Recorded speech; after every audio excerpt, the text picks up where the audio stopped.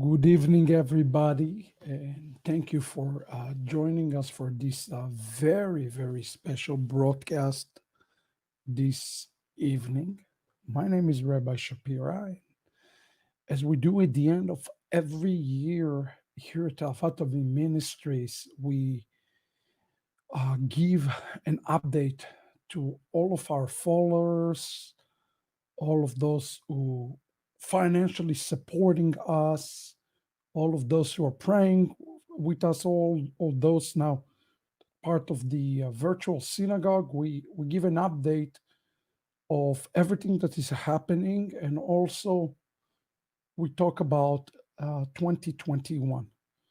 As you probably notice, in the last 2 or 3 days of the year, usually all the ministries send you letters about giving and supporting the work that they're doing. And I don't think we are an exception in that regard.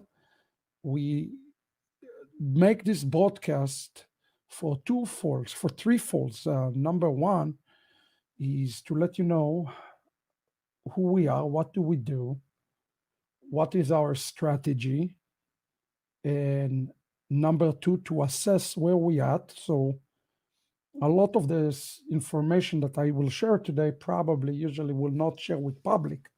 It's private information, but I feel as we are partners, really partners, and we have nothing to hide in terms of what we do and how we do it and so forth. So I'm going to talk a lot about that this evening with you and assess where we at, and then also assess where we are heading in the new year in 2021 that is coming upon us. And I hope you will be blessed by this. We are going to take a journey this evening all over the world. Um, I will share some videos with you, some you've seen, some maybe you have not seen.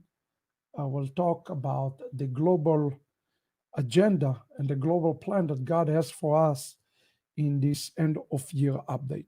Now, with that being said, I want to be very honest with you and tell you that next 3 days are very crucial in raising funds for a very specific project that you hear me speak about. You heard me speak about in the terms of upgrade. But today I don't want to talk to you, hey, we need this X amount of dollar to do this. I want to talk to you more about the why. I want you to get the global vision of what we are doing. And I hope you will catch the vision. Maybe you already have the vision, and maybe God wants you to support this vision. But we are really entering an incredible, critical, and also not just challenging, but exciting. There's an exciting time here. And at the bottom of the screen, you will see this fund that we make available. This is where right now, our top support is truly needed. So I want to take a step back for a moment and talk about who we are as an organization.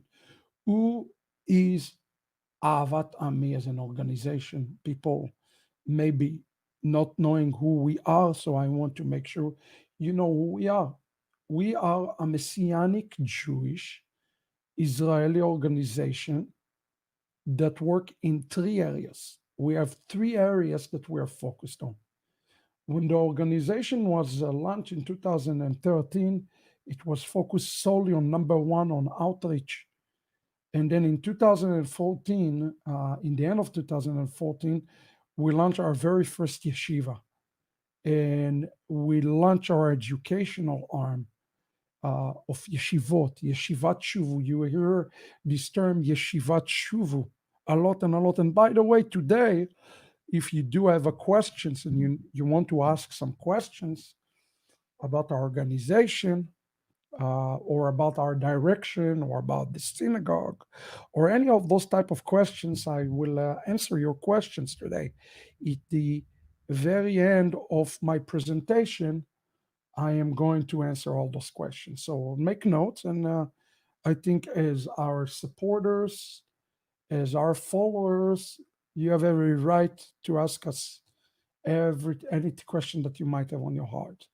So I am going to talk about each one of those bullet points for a moment, how I define outreach, what is this education structure look like, and I'm going to talk a little bit about the third thing that because of the pandemic was introduced into the equation, and that is the virtual synagogue.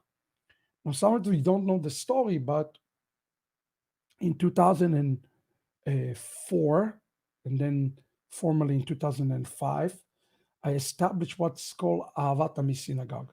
That is our synagogue. It was a physical synagogue that was operating in Dallas, Fort Worth. And it's operated and operates successfully all the way to 2013. 2013, as I was releasing the return of the kosher pig to the world, God has called me to an international ministry. And that's how Ahavat Ammi Ministries was established. In 2014, we launched the yeshiva. It's called Yeshivat Shuvu. And in 2020, right at the beginning of the pandemic, we launched the Ahavat Ammi virtual synagogue. So this is the little bit about the progression of how things came about. Um, I want to start and talk for a moment about our outreach strategy. I want to say up front, we are not a missionary organization. We're not. What I mean by a missionary organization, I have more videos refuting the anti-missionaries than probably anybody. Before you had all those other ministries doing it, we've been doing it. We're doing it quite successfully. With Jews for Judaism, with Tuvia Singer, with this, with that. So we are very passionate about defending Yeshua. This is a core thing for me, is to defend Yeshua Jewishness, to defend Yeshua divinity. I wrote a book, The Return of the Kosher Pig, that deal with the deity of the Messiah, explaining in it. It became a really well-known book all over the world, but the book also caused me a lot of persecution at the same time, but it's a book that is really critical. And so we have a lot of this material.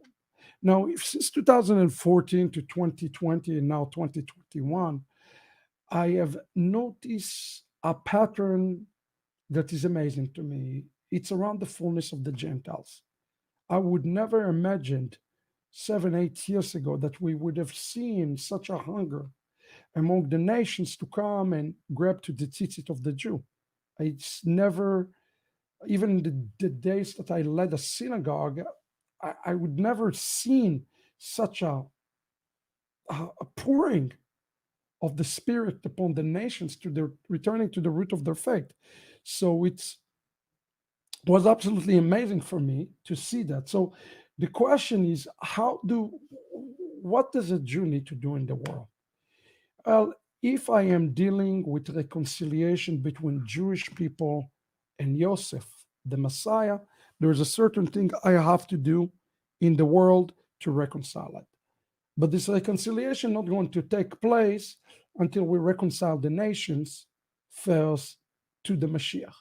The fullness of the Gentiles is starting the kick of the process. So we kicked it off, and I travel now for over 50 different countries all over the world, and had a chance to minister in all of those countries. And I notice a pattern. There is a lot of zeal. When I talk about a tikkun, rectification, restoration, there are a lot of people who wants to do it, and I believe that their heart is in the right place. The problem is with the knowledge. We don't have enough tools. So when we're talking about outreach, we're talking about starting a process of a rectification with the nations. Now you have a problem. People are in different language, different countries, and so forth. So when I talk about outreach, we have an outreach to the Jews and outreach to the Gentiles. Because of my native language is Hebrew, I can do it in Hebrew as well. But I wanted to establish a network. I call it network of 70 nations. Okay, what does that mean? I mean that anybody from wherever they are all over the world can come and hear the good news of the kingdom taught by a Jew in their native language so that they can understand it. I know it's very simplistic, it sounds very simple, but it's not so simple when you have people from different ethnicity, different culture, different languages. How do you do it technologically? In a minute, I will describe to you what we're doing, because I think a lot of you see us, you see the pearls of the Torah, you see us on Shabbat, but you have to understand this is really just a very small part of what we are doing as an organization. And some of those parts are missing. And the thing that is really interesting to me, even today, half of our traffic, half of our video viewership, half of the things we're doing is outside the United States. And we noticed a pattern in 2020. In 2019, it was 65% in the United States. In 2020, it's only 50% in the United States.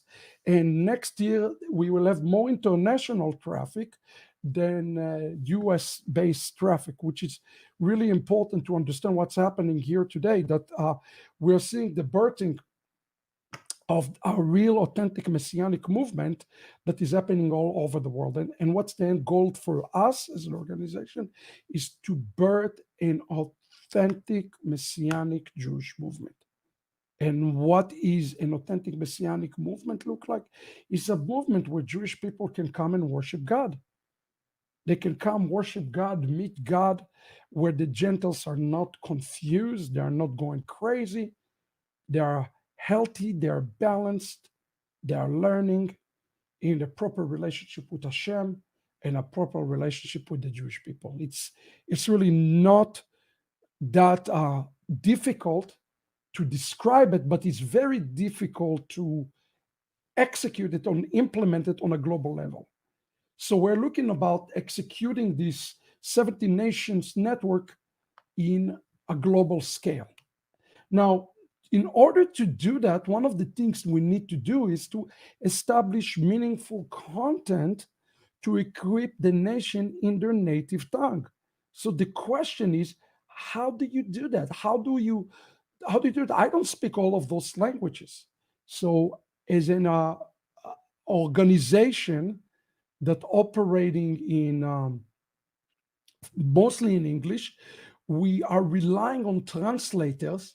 And remember, we are a technology organization. That's mean that we created a platform where we partner with a certain company that translate our materials. Now, are they translating them accurately? No. Let's say you have a file of 10 minutes, okay? For a lesson for 10 minutes, I will pay somewhere around $20. I'm just giving an estimate. We'll pay $20. They say, okay, I will translate it 80% accurate for you.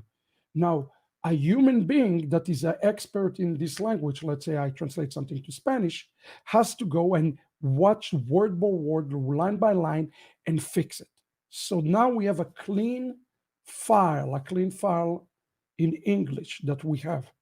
Now, what we do is we build a technology platform that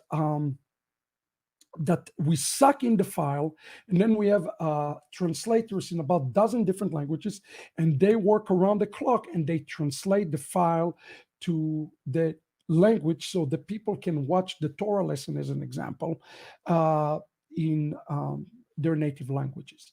So that's one way we go about it, but that's not the only way we go around it. The other way we do it is we do a live lessons where we translate simultaneously the shiur, the lesson, from the language to the other language. So, like, I say a sentence and they repeat it. I'm sure you've seen Pastor Matt does it. We do it in quite a few languages, and it's working very well. But that's not the essence. There is a third way where I'm really excited about it. What if we can take the best people from their countries that are natively speaking the language, and what if we can disciple them?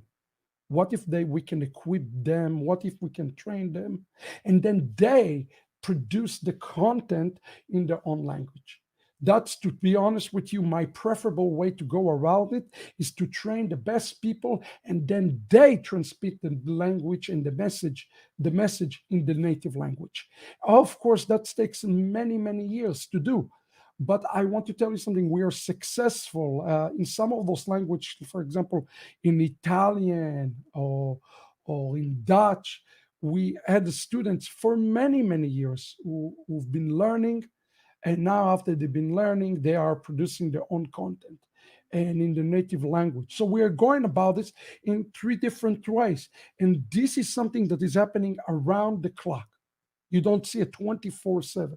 In essence, there's a video being produced almost every day in different languages. And the interesting thing about this is we're seeing now widening of the net.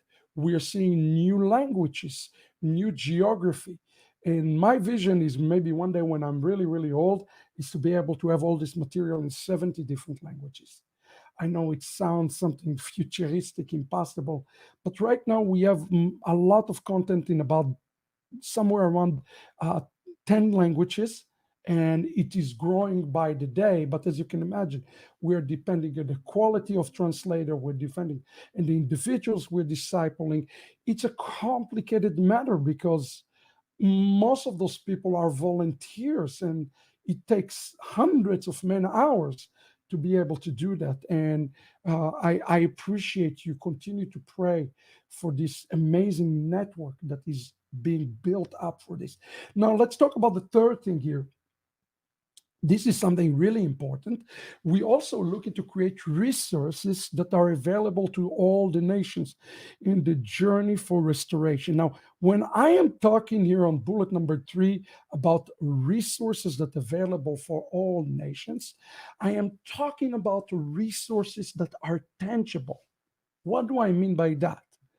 We want to see restored to the house of Israel. Well, when we look at the history of the Jewish people, and we look on other groups that they lost their Jewishness. I'll stick with one group for a moment, the Anusim.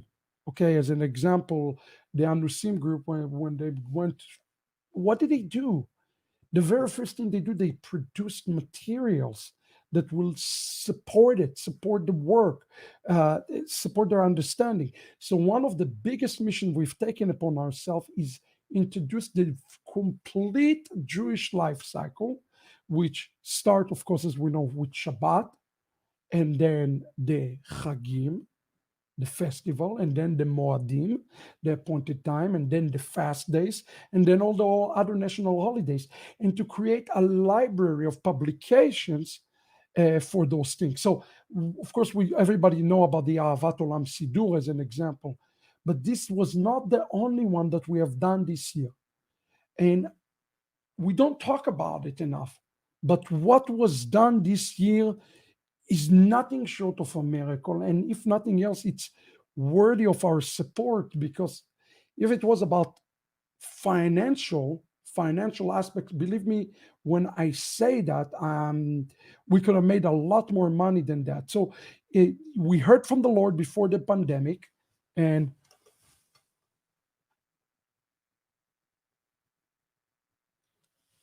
just a second, I had to adjust brightness here. Here we go.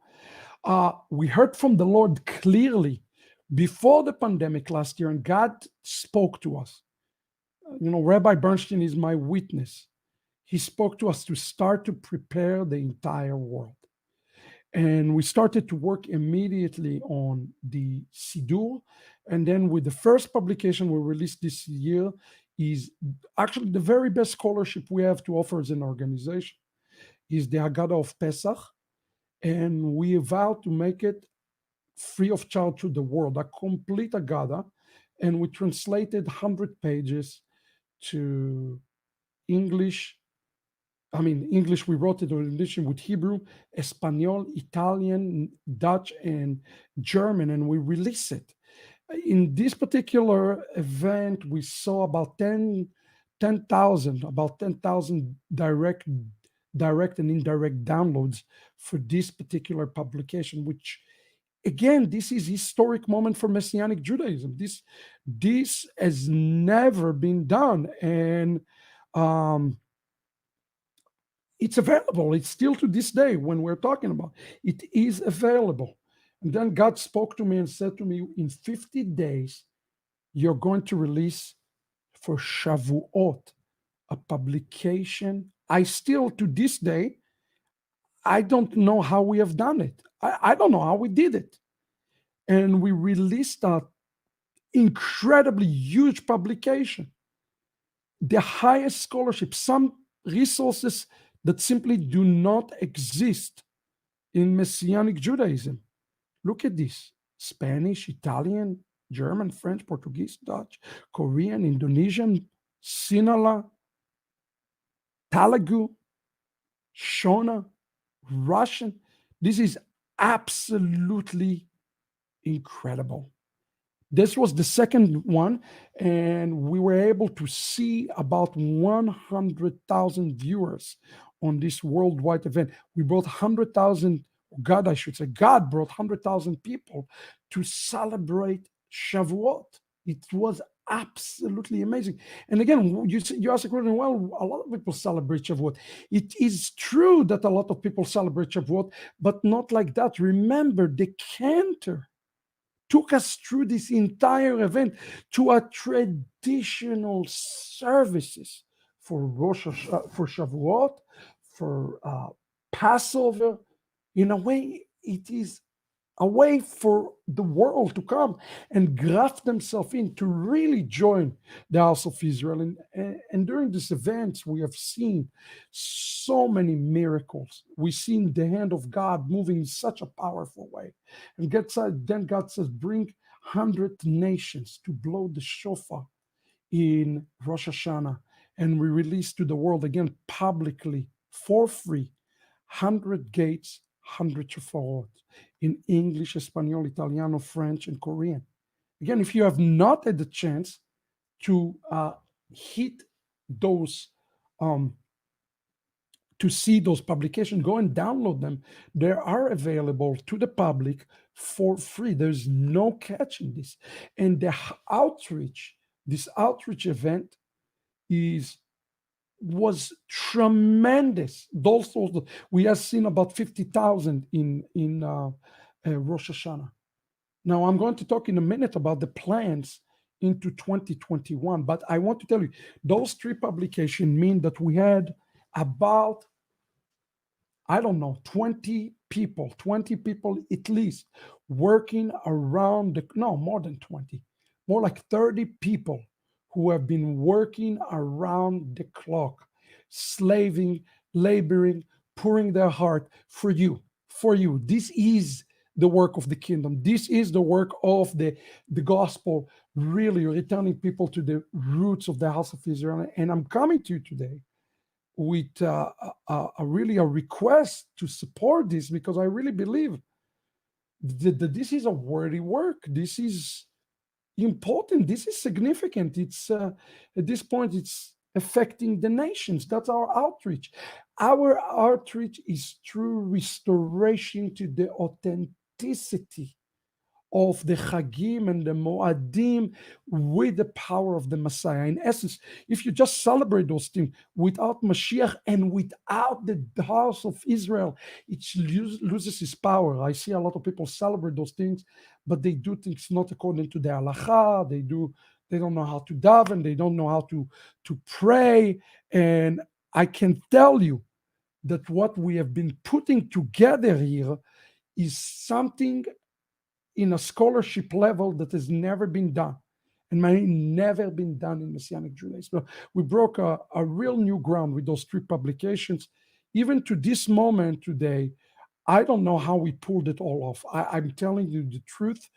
I have no earthly idea how all of this was pulled off.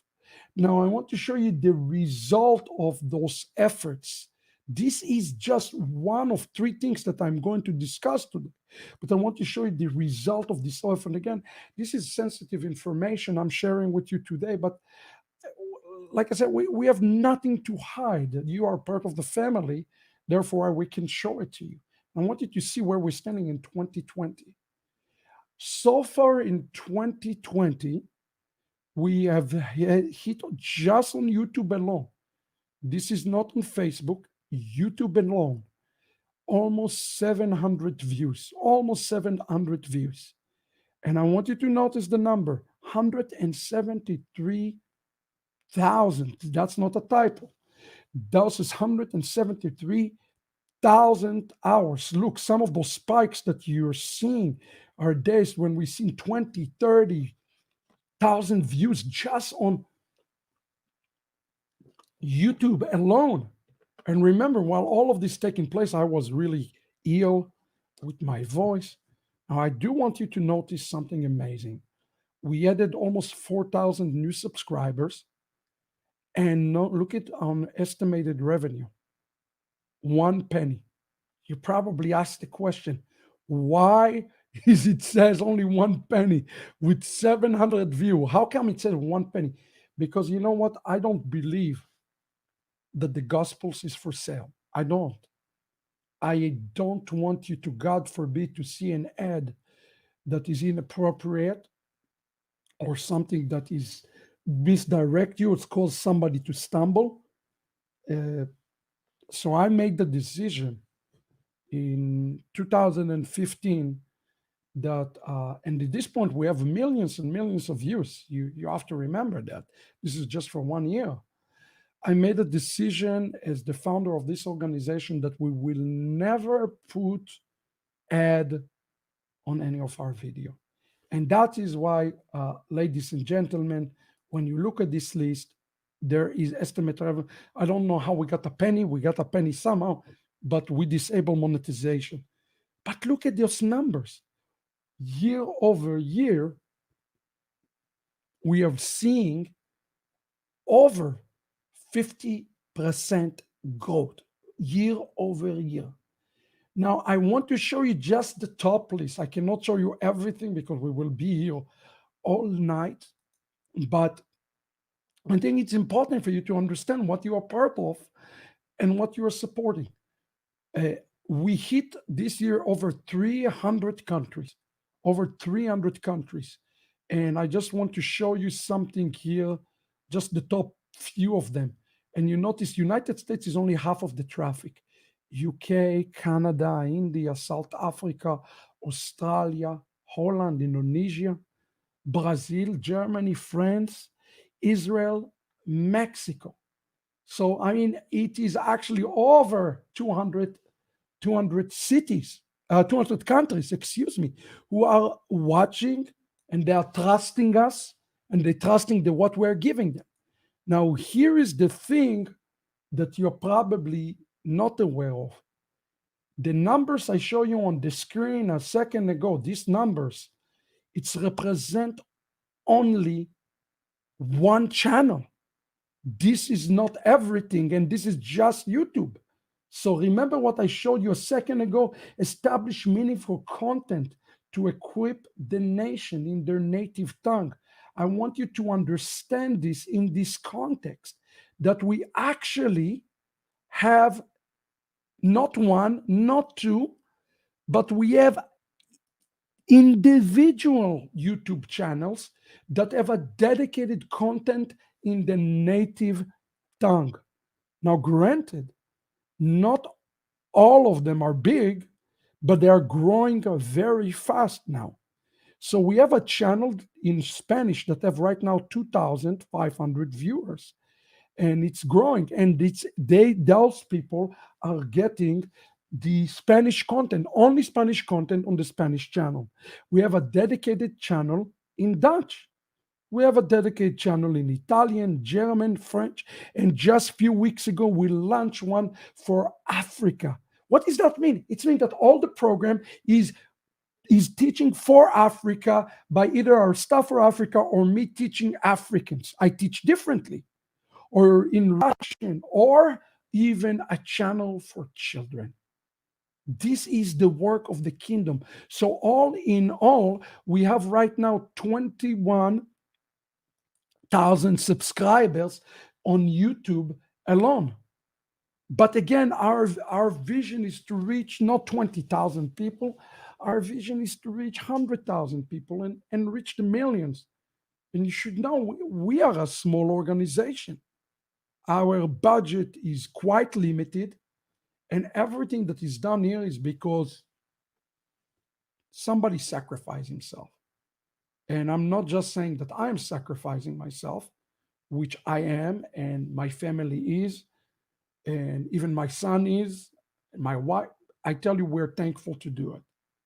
We wouldn't do anything else. Our sacrifices are, are this is what God wants us to do. And you should know, I rarely sleep. I work 24/7, even on Shabbat. I work probably harder than any other day. And the reason is I am overseeing what's happening in the other channels: Spanish, Italian, French, German. But there are others who come alongside and do a lot of work here. For example, one of them is Pastor Matt, another one is Rabbi Bernstein, and there are several others that now are being raised up. So the vision is to raise up the teachers all over the world so they can take the burden or share the burden of teaching. And we have right now about, I would say, about 30, good 30 to 35 qualified teachers, and this network is just continue to grow and grow and grow. And the vision is to have hundreds of teachers, hundreds of Torah teachers that are qualified, being trained. So you're getting stuff that you can trust, and that's where I spend most of my time training them, equipping them, and so forth. The other venue for outreach, again, this is all what I'm telling you here. YouTube, we don't charge, we don't give you subscription base for YouTube. Hey, we have right now 1,500 lessons. Go at it. We make it free of charge. We're happy. We share those things around. This is all hard, but remember, it takes time to create the covers, to upload the videos, to edit the videos. All of this take many, many man hours to do. So I want you to put this in perspective and understand that I don't even know how Ahavat Ammi financially operating right now as the founder. It's a miracle. It's absolutely a miracle, and I'm thankful for God for this thing. It's all Hashem glory for His name. May His name be blessed. And maybe today is the day that you're saying, hey, I want to be part of supporting this, because what excites me now very much is those international networks that are being expanded and growing and so forth. They're growing fast, friends, very fast right now. Let's talk about the other venue that we made it to you, not on YouTube, but I want you to be aware of that. We made available for you free of charge a mobile app that have my top 500 teachings that is updated weekly. And I want you to notice it is growing so fast that we can barely keep up with this right now.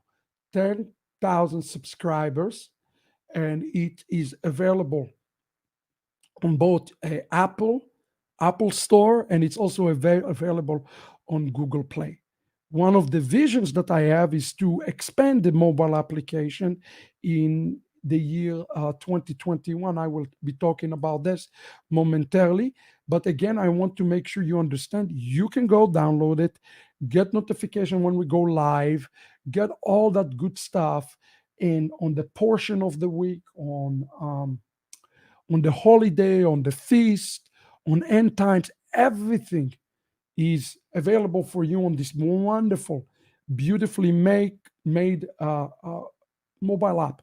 So one of the things with the mobile revolution is we feel that people are loving, they're loving um, um, their devices. So we made this available for you.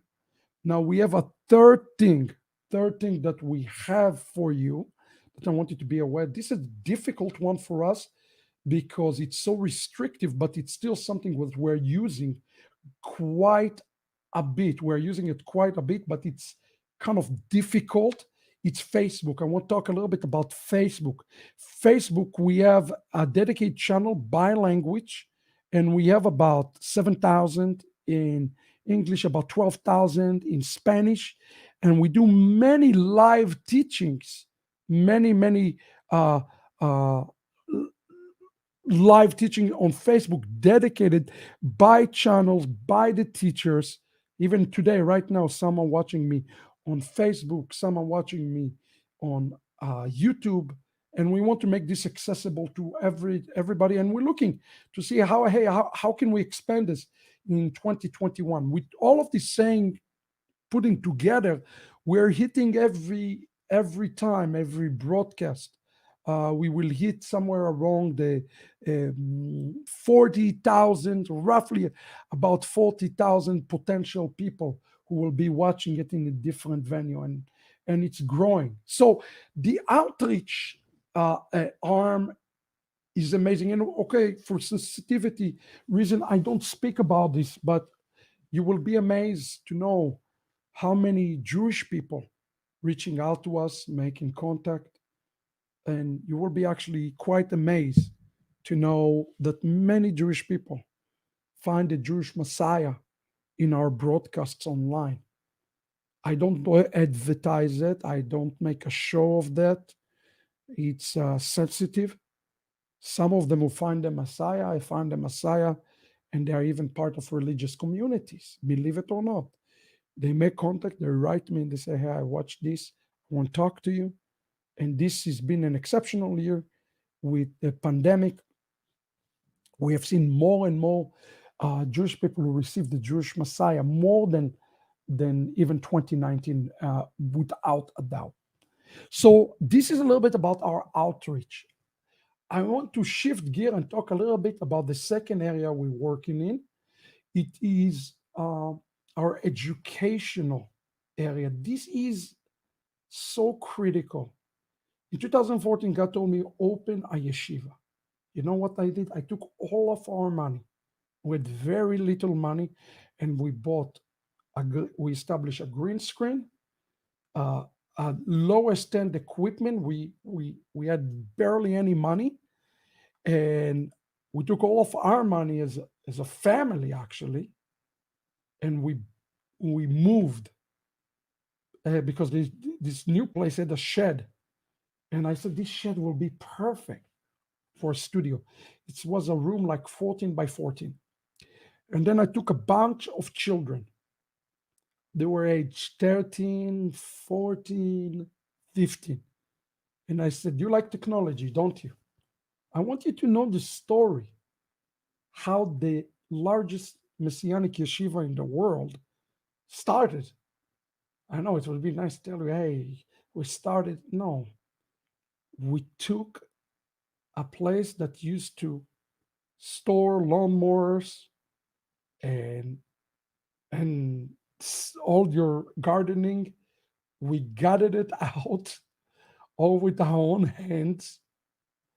And then I told the children, go learn how to use it. And they had no idea what they were doing. And it was amazing. From that, we launched Yeshivat Shuvu in 2014. Here we are to 2021, almost. And Yeshivat Shuvu is the largest yeshiva in the world. Is the largest one by far. Not this and not that and not, I mean, I don't want to mention names, but none of them are even coming close to the numbers of students that we are having. And one thing you need to understand is the reason we need this education is, look, I grew up in Judaism. I know Judaism. I understand Judaism. A lot of people learn Judaism, but they learn it through YouTube and Google or reading book. You can't. You can't do it this way. It's not the way to. You need to learn it with a rabbi. And one of the things we have done is my vision in building the yeshiva is to go to areas, believe it or not, of people who cannot afford it. That has been my heart from the get-go, to establish messianic centers in places like India, Africa, Asia, South America. The goal of the yeshiva was never to make money. And actually, I want to talk about this for a moment because this is another great area that we need your help. Look at this. Yeshivat Shuvu is the largest messianic yeshiva in the world. Out of almost 1,000 students, almost, not quite, 25% of the students are on scholarship. Can you believe that? Roughly 250 scholarships were awarded for roughly $500,000. I want to explain something to you. Our annual revenue as an organization has never been 500,000 or anything close to it. I want you to put it in perspective so you understand this. Every time a student comes, it is costing us roughly, every time a student comes, it is costing us roughly over the course of 4 years about $2,000. That's the cost. There's a lot of licensing costs and a lot of our time costs, and it's we are paying per ed, okay? And one of the things we have done is we supply a lot of scholarships. Again, we don't talk about that because I don't think we need to boast on this, but I want you to know that even this year, was our biggest year of giving scholarship ever. And I really believe by the name of our Messiah that in 2021 we will be able to give more scholarships. We still have, for example, right now, 200 new scholarships that are allocated to Africa, which is absolutely amazing. Look at this with me for a moment. There are 3 different programs. We have our program, they're all part of this 1,000 students worldwide. There is one program that is called Yeshivat Shuvu. This is our flagship rabbinical program. And I understand not everybody can get to the level that they can go through this program. It's a 4-year program. It costs about $2,000 to do it. Now we have a new program. When I say new, it's been around for about 2 years, that is completely subsidized. It's running until December 31st, $400. It's called kosherpasture.com. This program, as you know, run by Pastor Matt, who is my student. I am teaching in this program as well, among others, like Mr. Eldad Kainan from Israel, who is a leading scholar and burial tombs and caves in 1st, 2nd, 3rd century. And we filmed all of this in Israel. It's cost thousands, if not tens of thousands of dollars to film all of this in Israel.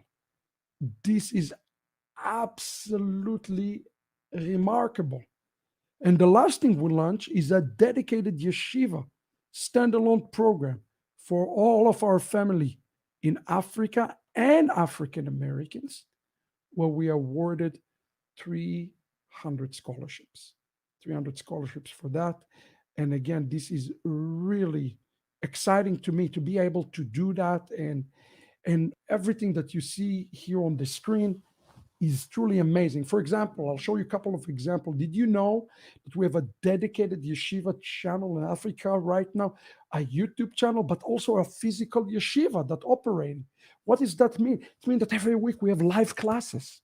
We have live classes. We teach actually in a classroom setting every week. This is a commitment. We are committed to the Torah. We are committed for all of these things. Serious commitment. Look at this. This is what it's look like. If you have not had a chance to look at that, check it out sometimes. af.shuvu.tv or Kosher Pasture program with Pastor Matt. What an amazing opportunity this is. And here's the amazing thing. This type of programs, like you see with Pastor Matt, it is being translated. It's been translated to now to Spanish, to Italian, to German, to Dutch. Very soon I'm going to talk about the new languages and the new geographies when we're talking about this. But those programs are here, and the problem is it's grown so fast, but you understand it's not necessarily that we grew financially fast. Our exposure is grown fast. As in a nonprofit organization, your goal is not to make money. I hope everybody understands it. Our goal is to expand the kingdom. We're not here to become rich. If I wanted to become rich, there are other things I could have done with my time. Those of you know my background. I have been very successful in business world, and I gave it all up to serve the Messiah and serve the God of Israel. And I gave all of my practices away just to be able to do that. So the goal is not to make money, at least not for me, but at the same time, it takes a lot of money to run this infrastructure. Now I hope you have a good understanding of the infrastructure, of the operation, the complexity. So let's say we run a program in Spanish or Italian, we have to translate the entire thing. And sometimes it takes us years to do this. But now we're in a point that it's all coming together, and almost everything is getting translated quickly to many languages. It is as God breathed life upon all of this work. And that's why I really believe that Ahavat Ammi Ministries and Yeshivat Shuvu is a good place to invest and to support. It's I am touched by God to be able to have such an impact with this amazing staff all over the world. Now that you understand our educational area, I want to touch base on the last one, the virtual synagogue. I never dreamed in my life that I will be running a synagogue. Let me start it again. I've done that, but now in my role, in this apostolic role, I've been traveling pretty much every week prior to the pandemic. When the pandemic hit, God spoke to me and said, arise and shine as an organization. Now you will be ministering to the tens and tens of thousands. And we decided, me and the cantor and others, to come and launch this synagogue. And I tell you something, launching and working this virtual synagogue is a full-time job. Even if I didn't have those two other arms, the educational arm and the outreach arm, the virtual synagogue is keeping us so busy that we are overwhelmed by this. On Shabbat, all the broadcasts, Friday, Sunday morning. And then remember, we have a broadcast every day in a different language. And then in the feasts and the festivals and all of those things. And we want to do those things in excellence. All of this takes hundreds of hours. Let me talk to you about this because I don't see the virtual synagogue going away. I don't. Even with the pandemic let down, at least for 2021, I see the virtual synagogue continue, in my humble opinion. Now, it can change, but right now I see the virtual synagogue actually exploding, growing so much that the vision that God is giving me is very clear. Bring the entire world every Shabbat to a worldwide shacharit. So the Ahavat Ulam Sidur that everybody love. This guy here, let me see if I can show you. the Ahavat Olam Sidur is to make it available in more languages so people can come every Shabbat and pray and daven with us. And the services are so impactful and so powerful with the cantor. Let's understand what is in front of us and what we are committing to do in the future of 2021. What is the vision? To establish global, authentic, virtual messianic synagogue that operates in every nation, every tribe, and I apologize, I'm missing an E there, and every tongue. This is significant. I believe that Messianic Judaism need to be available to the world, the entire world. Messianic Judaism need to be exactly the type of Judaism that is open to the world. I spent a lot of time, 15 years, in the one of the largest Messianic organization in the world. And then I ended up leaving this organization. And you know why? For one reason. They had a problem with the way I teach Gentiles about the Torah. At the end of the day, that was the contention point. Friends, I understand and I see what God is doing in the world, and I have to remain faithful to my calling. And the amazing thing, it's affecting Jews and Gentiles every week. So right now we are working on a big translation project for the Ahavat Olam Sidur. And the Chazan is the best Chazan in the Messianic Jewish movement by far. He's a classically trained Chazan. And remember those three, the Night of the Bride and 100 Gates under the Shofar. These type of services are not available anywhere. And I'm not saying it because I want to boast. I am telling you is because I have a lot of data points. I visited over 50 countries. I visited hundreds and hundreds of Messianic congregations all over the world. I know what's out there. And what is being provided for you in the virtual synagogue cannot be taken lightly. You cannot take it lightly. The effort and the tool, the training, you are getting a training in real time, how to pray, how to worship as a Jew, and of course you're getting Torah studies. Every Shabbat we connect with you, and we've been expanding it this year. We do the Erev Shabbat, and we're going to have a new publication. I'm going to talk about that here in a minute. And then Shabbat morning, our full-blown Shacharit. And then we do the Haftarah, the study of the prophets, a depth study of the prophets section. And then we do the Havdalah with a new focus on the New Testament. We want to be balanced. And then every Sunday, we also teach you how to do a shacharit, a weekday shacharit. Again, and I have no problem with people coming and it's learning and they adapting it to their own community. We love you. It's not about us having a monopoly. That's why we put the on the screen, we put the slides, and we're making sure that you have it. Why? Because this is part of the fullness of the Gentiles. This synagogue is part of this, and the virtual synagogue is growing now. It's growing to many languages, and you asked the question, well, why don't you make the Siddur available free of charge? And I'm going to answer it, because I tell you something. If we did not have the revenue of the Siddur coming into Ahavat Ammi Ministries, we would not be able to even function. Everybody need to understand it. We gave those 3 publications free of charge, but the Siddur have to be funding other projects. For example, I'm going to give you one example, one use case so you understand.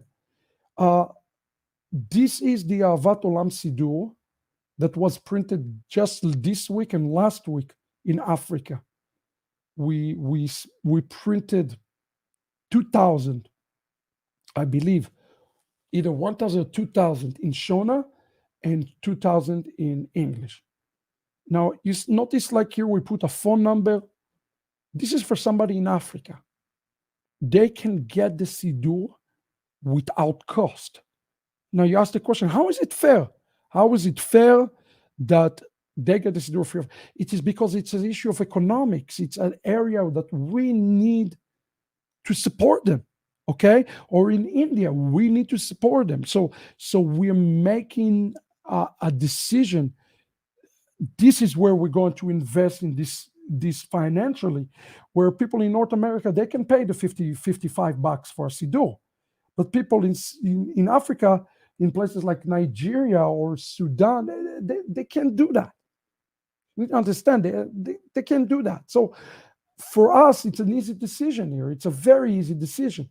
And we are making the Siddurim available in areas that we cannot do. For example, just this week, just yesterday, the Siddurim arrived to Italy.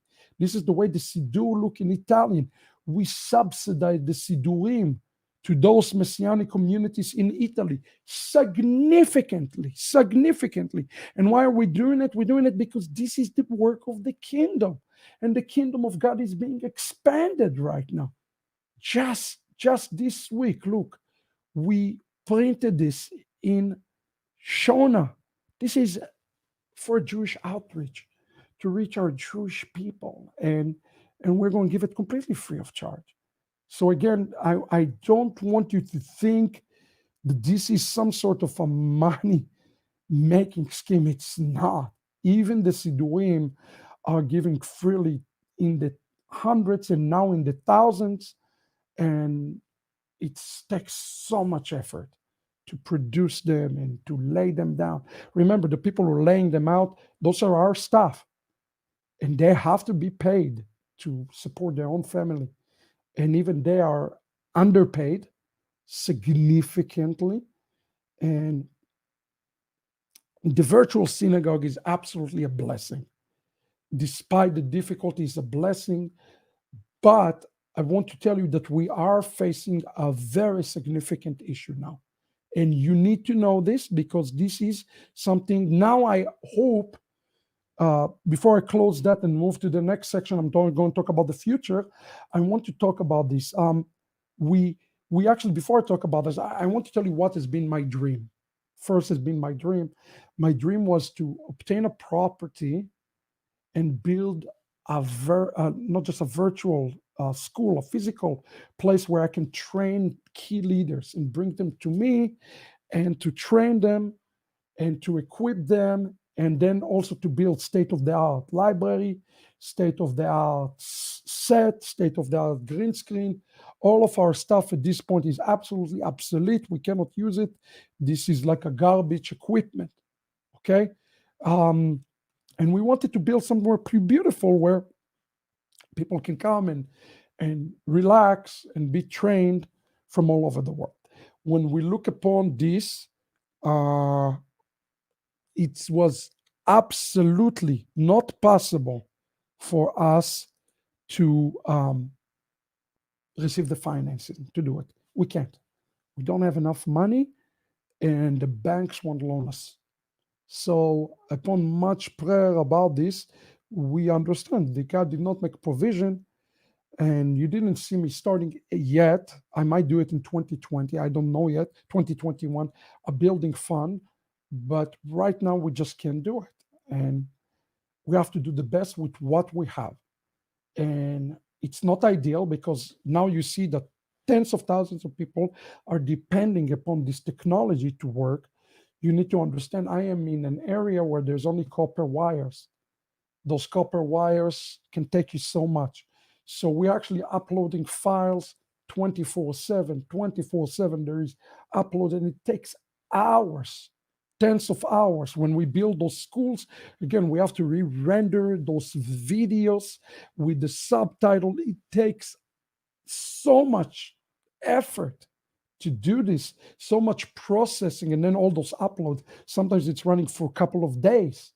And of course, we're trying to do live lessons. Remember, the synagogue is running 24/7 in some language, and it's usually the content that's coming out of me to the world. So with that being said, we approach our different vendors and say, can you help us?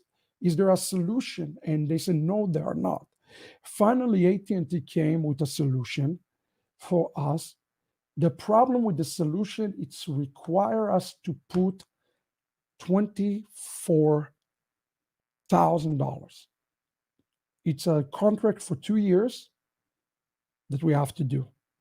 And again, I'm talking to them right now and I'm trying to see what we can do, how we can work with them. The problem is we have actually 48 hours until the end of the year to make a decision if we can do it or not, because they gave us kind of not kind of, they gave us an ultimatum.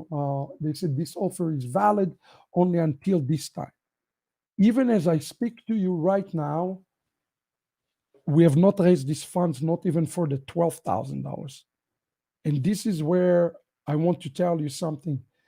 If you are not convinced that this work is real, I mean, you know that the virtual synagogue is real. I don't know if people understood how much more there is outside the virtual synagogue. So today there is this special fund called the Virtual Synagogue Upgrade. I think this is the number one challenge that we are having before uh, the end of the year, and especially those who are grateful for the virtual synagogue and are in Judaism, you support the synagogue. You support your local synagogue. The days of a local synagogues to me are over. Everything is going to remain virtual for the foreseeable future. And we're asking now, I mean, really, the next 48 hours, we don't even have the first 12,000. We need to reach this 12. We need to reach this 24 really to be able to upgrade it. And I hope you understand why it's critical, because everything is depending upon this technology.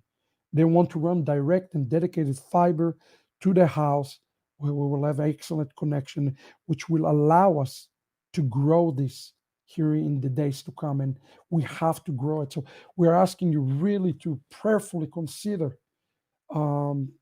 I believe with those thousands and thousands of viewers, if just people will come and they will um, give, each person will give whatever the Lord lay upon them his heart, we'll be able to reach the goal.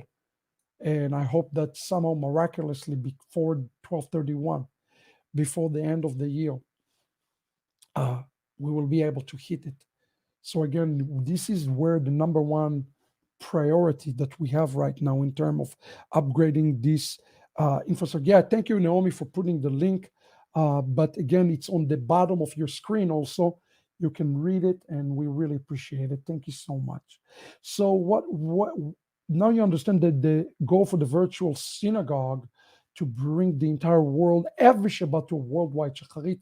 How do we get there? Well, we're going to get there by establish many communities all over the world and make the Sidurim available. So here's where we at as of today. The Dutch has been published. The German is going to be published in the next 48 hours. More than likely, we will have it available the first or second week of January. Spanish has been published already. French, we're having some troubles. We'll get it done. Portuguese is something that I will talk about in a minute, but we are going to release it in Portuguese in January 30th. With God will, it will be released, and it's going to be a very special day for the Portuguese people. Basha, this is the language in Indonesia. We're already working on the translation. I don't have it here yet. Sinhala, that's the native language in Sri Lanka. It's going to be released here in January. Italian printed, actually Sidurim Hit arrived today to Italy, and also Shona for Africa, for our people. That has already been done. Now you need to understand all the layout work, all the work that is being done to prepare those to printing is done by our own printing house. Done by our own home. It's done by us. That's when we have to pay for the layout and all of that good stuff.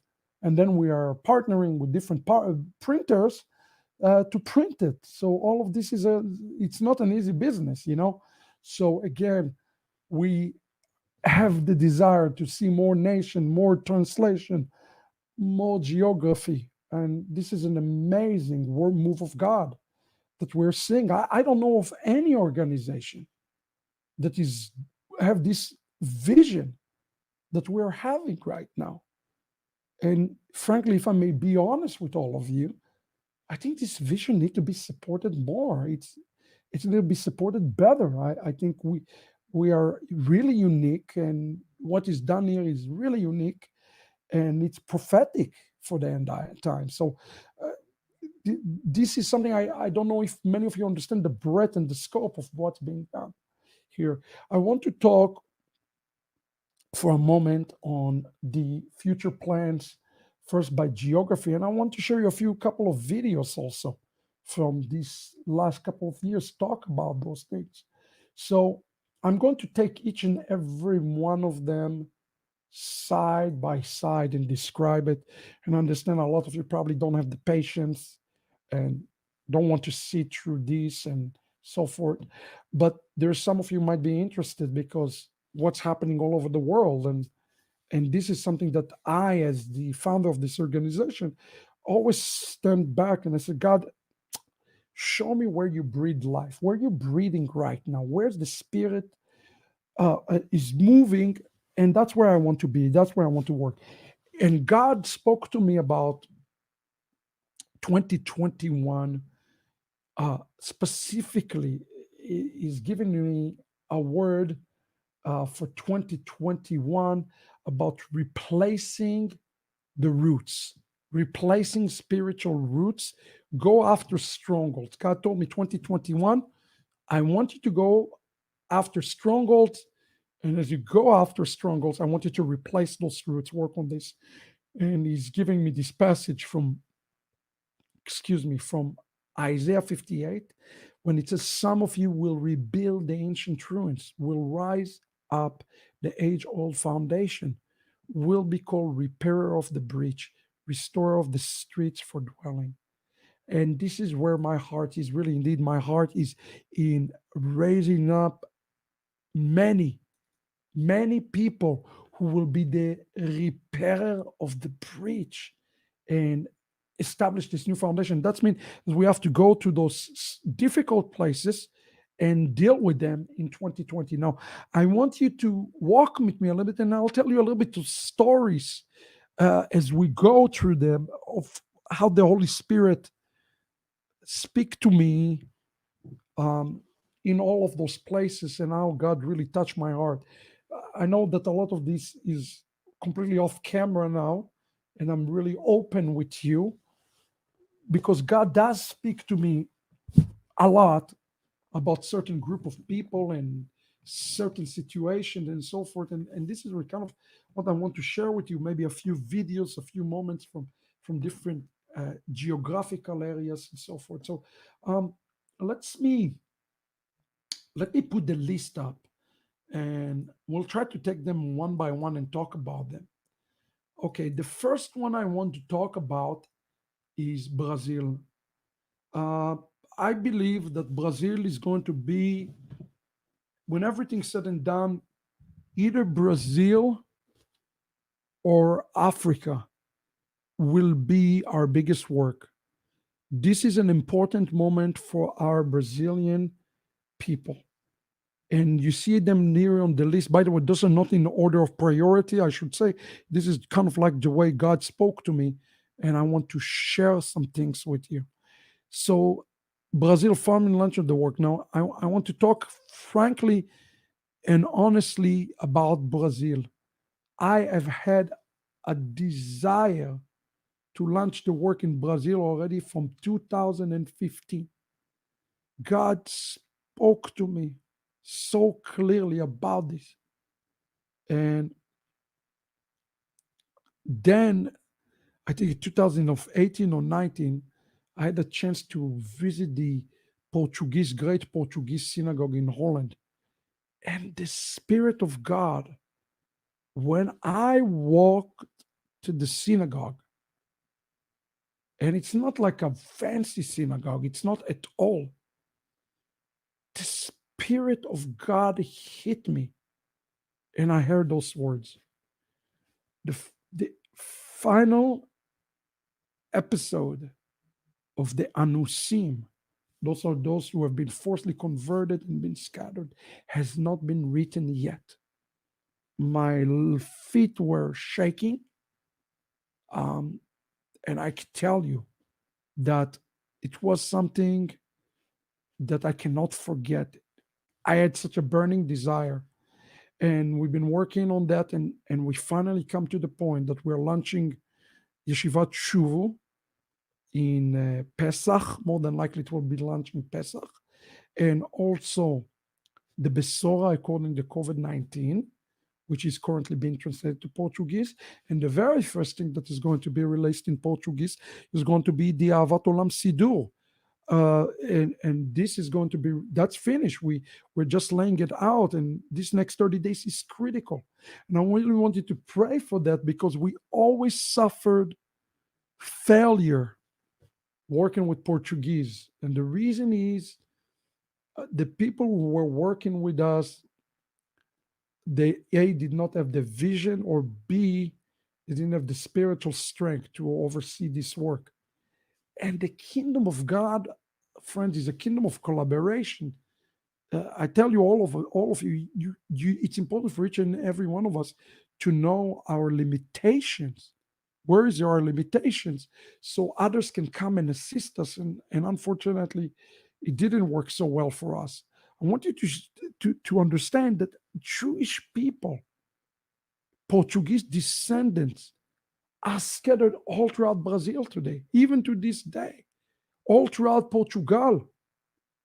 Those are the descendants of the house of Israel, okay? Those are direct descent of the house of Israel.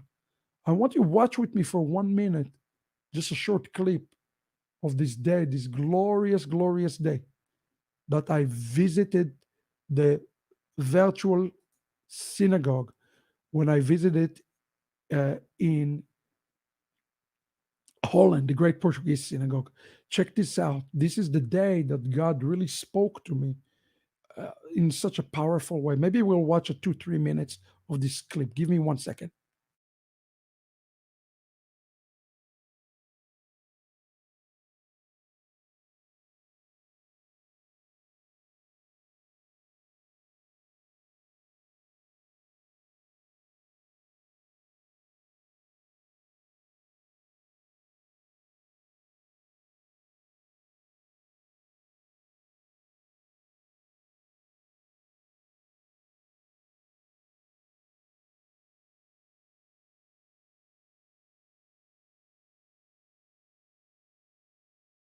Shalom, everybody. This is Rabbi Shapira. Today we can give you this announcement and give you a brief teaching here from inside one of the most incredible places you can ever want to imagine. Matter of fact, I'm going to ask my cameraman to show them up and down where I'm at. I am inside the compound of the great Portuguese synagogue right here in Holland. So I want you to close your eyes for a moment and imagine this place 400 years ago. What did it look like 400 years ago? First of all, there wasn't this building that says here, I will come in your mercy and I will come to your house, okay? And then there is the year that this great compound was established. Let's talk about this. So everybody know the story of the Spanish Inquisition. What happened to the Jewish people? How did they get to Amsterdam? Well, the Jews went to two places. Some Jews, the less wealthy Jews, they went to South and Central America. But those who actually could leave after 1492, after the Spanish Inquisition, those who could leave ended up leaving to Amsterdam, and with one goal. Imagine 80 years later, with one goal, they are coming here to restore the Jewish faith. Okay, they're coming in, they're obsessed, and they're saying, we will do whatever it takes to do that. So what did they do? They built this incredible compound, and in a second I will show you this compound. And the very first thing, if you don't mind, just bring him to this wall. The very first thing that is being established is right here behind me. It's the Etz Chaim Library, the house of study, and they are establishing here the greatest publishing house in Europe. The Anusim, now they've been stranger from Judaism for 80 years, for about 2 generations. So basically, they knew their grandparents were Jewish, are establishing here a great publishing house. You see here, you can see Sifriyat Etz Chaim. They're establishing it, and they are going to do whatever they can to restore themselves back to Judaism. So this is the beginning, and only about 75 years later, look at this incredible synagogue. Only about 75 years later, they're coming back here and they're building the synagogue. First, they restore the knowledge and the education. As a matter of fact, they start building this compound there, and I will show you some of this compound. One of the very first things that they're doing, they're building this as a library, starting to raise their youth. This is what it's going to take for those who are from Spanish descendants. You're probably not going to see the complete restoration. It's probably going to take 2 generations to be able to do this type of work. So start with your youth. This is a great lesson for us today. And the reason we're talking about this today with you is I have a great desire in the month of September to do a road trips. So to all the Sfaradim, to all the Spanish descendants, to bring them here with me. So if you are from Spanish descendants and you want to come and be with me and to come to experience some of the journey of the Sfaradim and the Anusim, then I encourage you to come and register. We are thrilled to be able to come and bring a group here. And if everything works as well as expected, we should be able to pray. Let me for a moment show you a little bit inside the synagogue. I want to show you this. This is the moment that touched my heart more than anything else. Look at this. Check this out. This is their names as they came as complete Christians that looking to return. I remember this moment when I saw this. Check this out. Names, like you will see here the name, if you see the name of Barbanel, okay, or the name Cohen. Those are very Jewish names. Okay, but some of the names are not very Jewish. I mean, they don't seem Jewish. At least Henry Quest, Barbosa, Curiel, Pinto, De Costa, Salam, Curiel. You see those names repeat again and again, and they're coming here for one purpose. They're coming here to restore. They restore their Jewish. This is where you can show them is the traditional synagogue that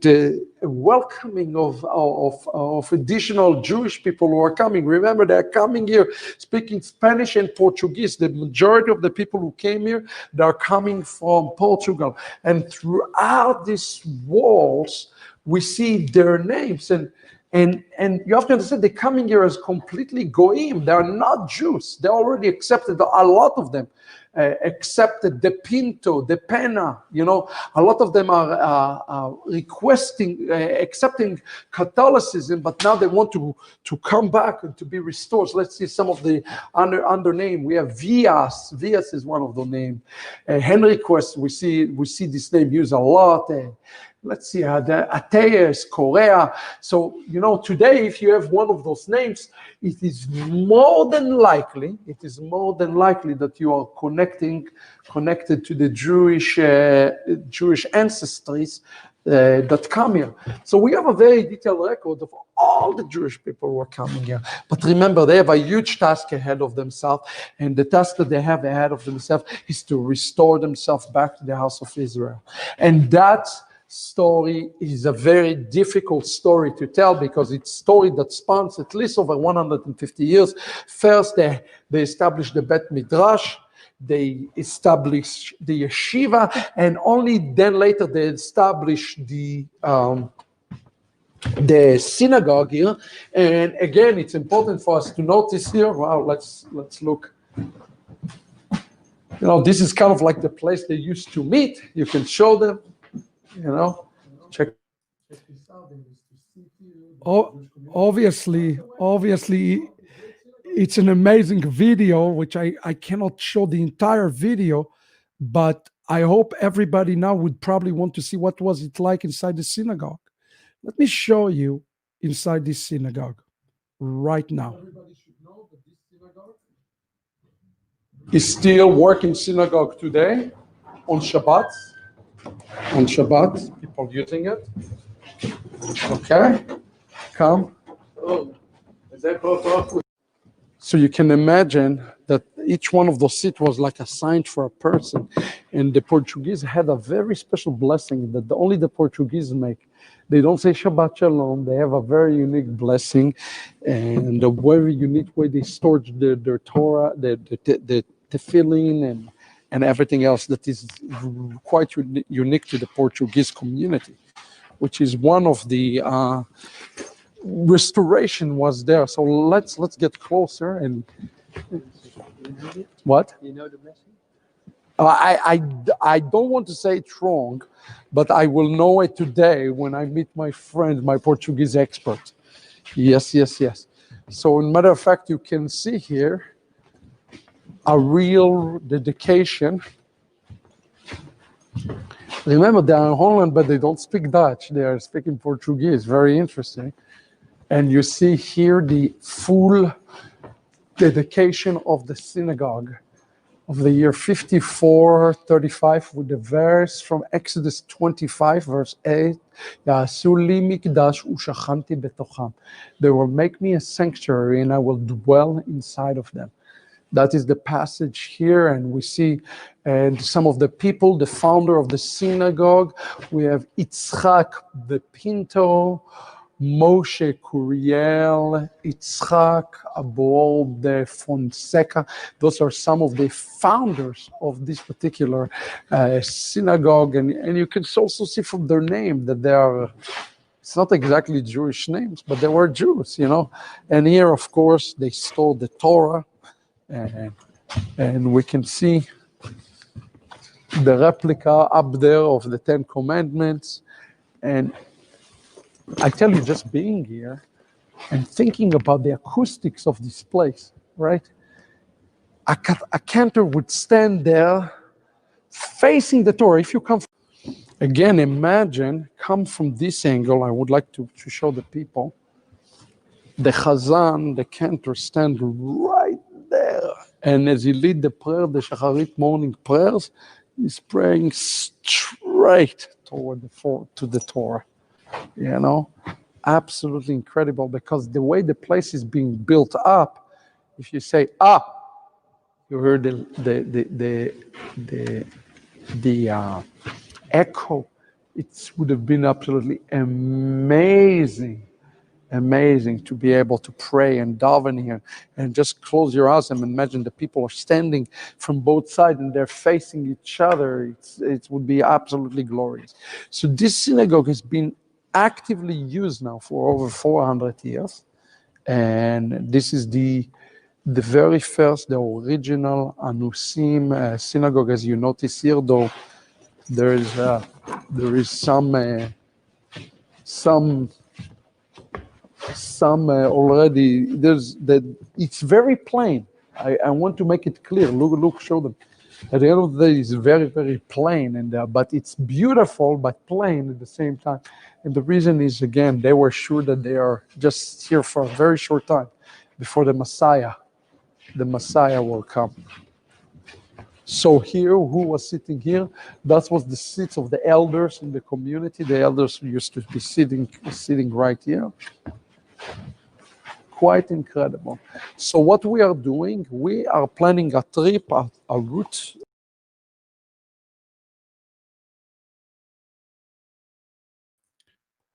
Obviously, this is an amazingly touching video that you're watching, but here is what you need to understand. Let me connect the dot. Last year, the cantor was with me.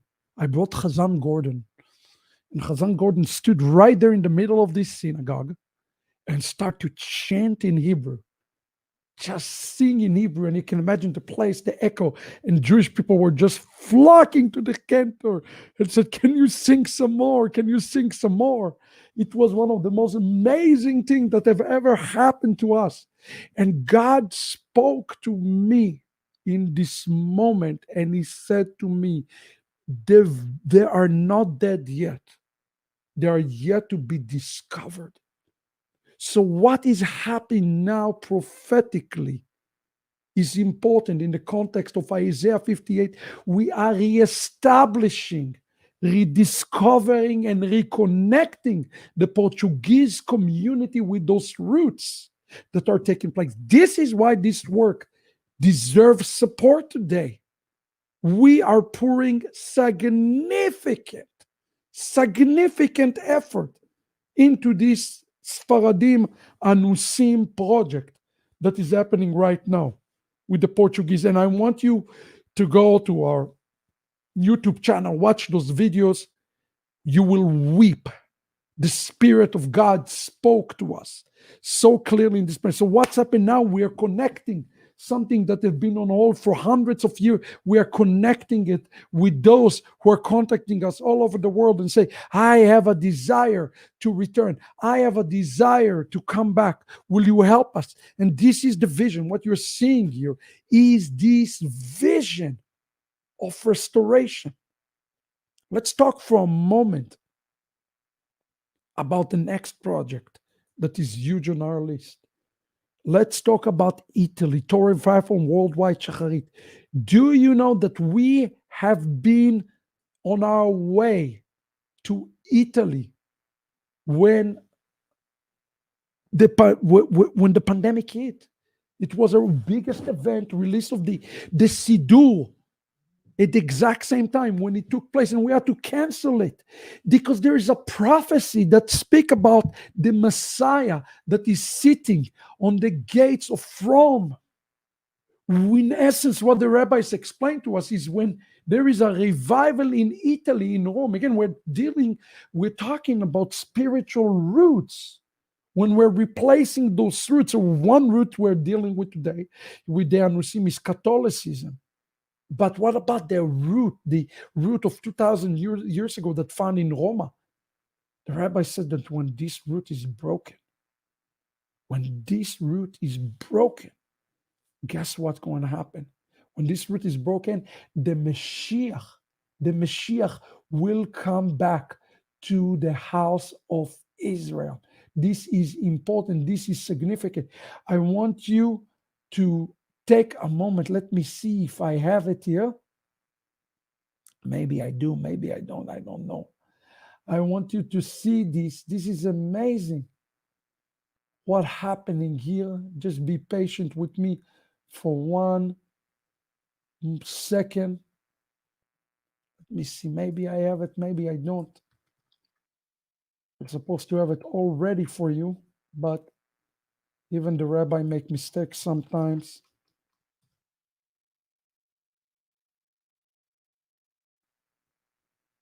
Let me see if I have it.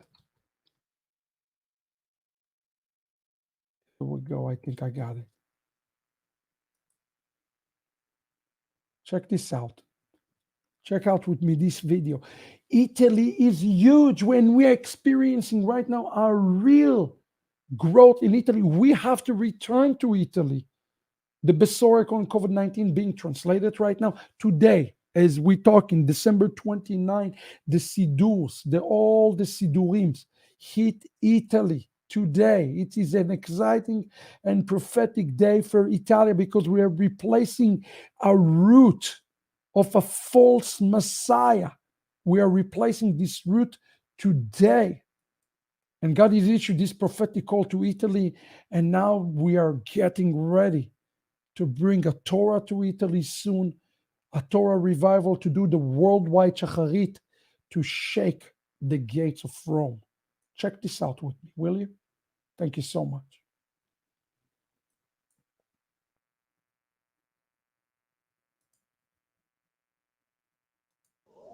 Shalom Chaverim, my name is Rabbi Shapira. I'm the founder of Yeshivat Shuvah. In 2014, the Lord has sent me for the very first time to Italy. The Lord knows the times and the season, and He commanded me to bring a Torah to south of Italy. Later on, we launch our yeshiva in Italian. God has been preparing us for this day and this season that is coming about us in Rome and in all over Italy. Just around the corner on February 28th, February 29th, and March 1st, we will go up to the rooftop. We will bring the wall, we will bring Jerusalem back to reconcile with Italia. Let me tell you what is taking place as we invite you to this prophetic conference. The worldwide shacharit, the very first time in the history for the last 2,000 years, will take place by Messianic Jews, follower of Yeshua the Nazarene in Rome, with the songs, hymns, psalms, prayers, and the Torah of Israel. In Sanhedrin 98, we read an important passage. It's Rabbi Yeshua, son of Levi, who meet Elijah the prophet, and he's asking him the question, where is the Messiah? And he answers him like that. He says, the Messiah is sitting at the gates of Rome, putting bandages on the wounds of the house of Israel. The Messiah has been locked at the gates of Rome for 2,000 years. Now it's the time, under the mandate that given by the prophet Isaiah in the 22nd chapter, to go up to the rooftop and cry out. This event in Rome, Italy, is a different event. It's an event to cry out to Messiah, to reveal himself at the gates of Rome. Reveal himself to the house of Israel at the gates of Rome. This is a spiritual charge event where you're going to hear world-class teachers like Eldad Canaan, who bringing a fresh message from Zion. Some local Italians who got the vision and the revelation of the breaking down the spirit that held Messiah from returning right in Italy. I will be teaching. The cantor, a world-class cantor, will be with us to lead us in the Shabbat morning prayers. Here is the great thing. The Siddur, the Hebrew prayer book, will be released in this prophetic Shabbat in Italy, in Rome, and the Torah will be read in Italy.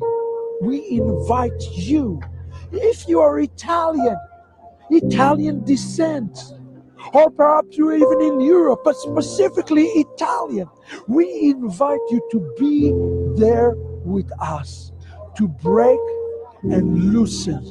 Just as it says, Adonai Natir Asurim. The Lord loosen the prisoners. My name is Rabbi Shapira, and I invite you to this prophetic event for 3 days. spend the Shabbat with us, hear the teachings, hear the song of the worship, and do it in your native language as you yourself being restored by crying on the rooftops to hasten the Geulah. Visit our website, register today. We'll see you. Litraot kol tuv. I hope that everybody understood that this particular event had to be canceled in the very last moment due to the pandemic. We were with the suitcases ready to go, and God says, hold on. I knew, I knew in this moment, before I even opened to the pen to write the Besorah according to COVID-19, that the cancellation of this event and this virus, because we're in the end times. I am telling you this today so you understand that we still have a business to do in the gates of Rome. And I hope everybody understands just how important, how prophetic it is. And what's happening now, it's amazing because the work is happening in Rome. All over Italy, Yeshua, he's being proclaimed in power and in strength. And you're supporting us means that you're supporting the Italian. Because guess what? They are supported by us directly. Directly. I want you to understand. All of those international entities are supported by us as an organization. And now you have the breadth of understanding what's happening. Let's continue quickly on this list. I hope that this is a blessing for you to see it and hear the stories. There is so much more than just the virtual synagogue that is happening here.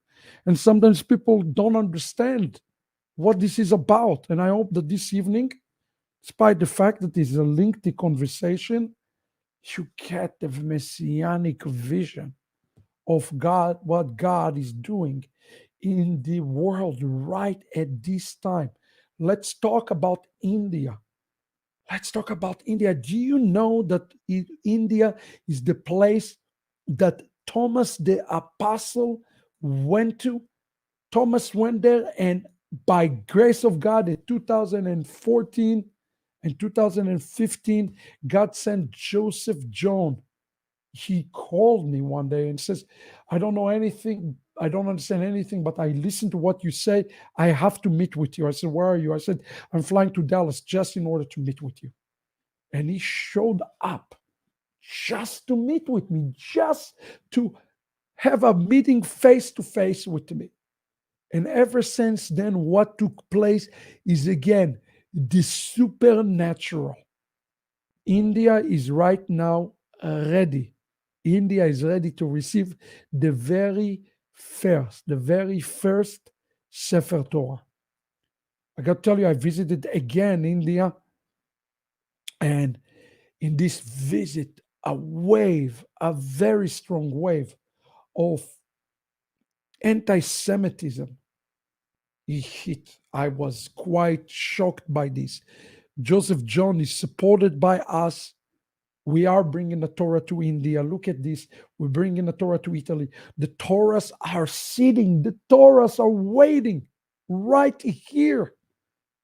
And the second this pandemic lifted, will be lifting, we will continue to physically establish those communities all over the world. This is, friends, what you are supporting in these last days. And I asking this, all this stem and all of this is this virtual synagogue that now need to be supported. We need to hit this goal. We need to hit this financial goal. We should not be struggling because the work is exploding.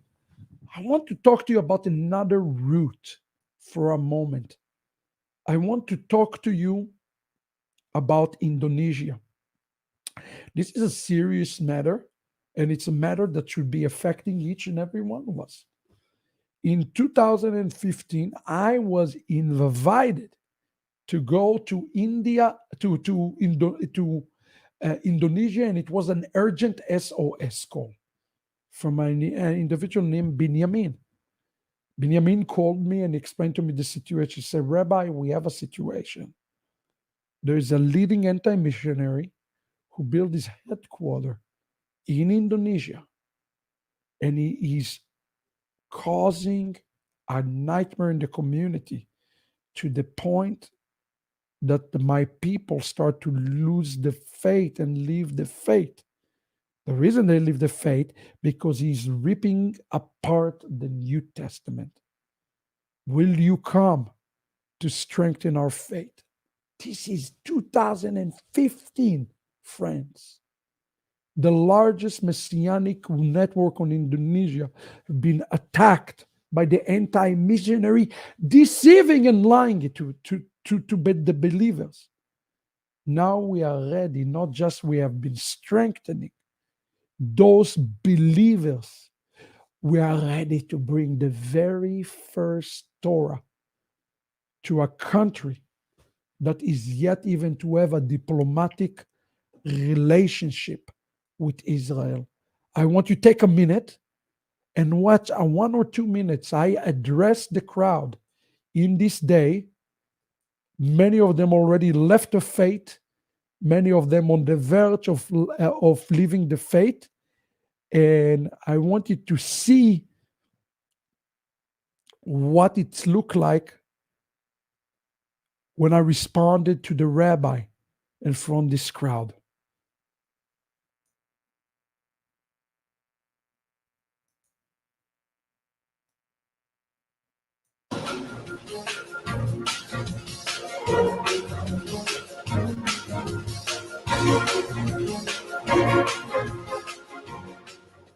Tuvia Singer made this point. I quote again Dan from pembicaranya Tuvia Singer Tovia Singer to show menyatakan you ini how bogus untuk menyatakan betapa bohongnya those charges are. The charges against the charges against Matthew. Tuduhan terhadap Matius. And he said Matthew misquoted Dan dia bilang the Matius Torah salah mengutip Torah and inserted verses that do not exist. dan memasukkan ayat-ayat yang tidak ada. So two things. Matthew is guilty of two things according to Tuvia Singer. Jadi ada dua kesalahan Matius menurut Tovia Singer. He took things out of context. Dia mengambil sesuatu keluar dari konteks. And then he added things that don't exist in the Hebrew Bible. Dan dia menambahkan sesuatu yang sebetulnya tidak ada. This is a serious allegation, don't you Ini agree? tuduhan serius. Well, let's look together. Kita akan lihat sama-sama. Because if it is true, karena jika itu benar, then Matthew is in serious trouble. Jadi Matius itu bermasalah serius. Okay. So let's look at the very first verse, the first charge. Don't have to go far. Matthew chapter 2. Matius pasal 2, kita lihat. In chapter 2, according to Tuvia Singer, dalam pasal 2 menurut Tovia Singer, Matthew's butchered Exodus and Hosea. Let us look together. Matius Let's look together. Matthew 2:15. Kita lihat sama-sama. Matius 2 ayat 15. In Matthew 2:15, it says, where he stayed, di mana dia berdiam, until the death of Herod, sampai kematian Herodes, and so was fulfilled what the Lord has said through the prophets. Maka terpenuhilah apa yang dikatakan Tuhan melalui para nabi. Out of Egypt, dari Mesir, I called out my son. Aku memanggil anakku. Well, Matthew is quoting actually here from the Torah. Jadi sebetulnya Matius mengutip dari Torah. And let's see what the Torah says. Dan apa yang dikatakan Torah? This is very important. I need you to be alert. Ini sangat penting, jadi This perhatikan. is very important. You need to know this. Anda perlu tahu ini. And thou shalt say unto Pharaoh, dan kamu harus mengatakan kepada Firaun, thus says the Lord, demikianlah Israel is my son. Israel adalah anakku. Who is my firstborn?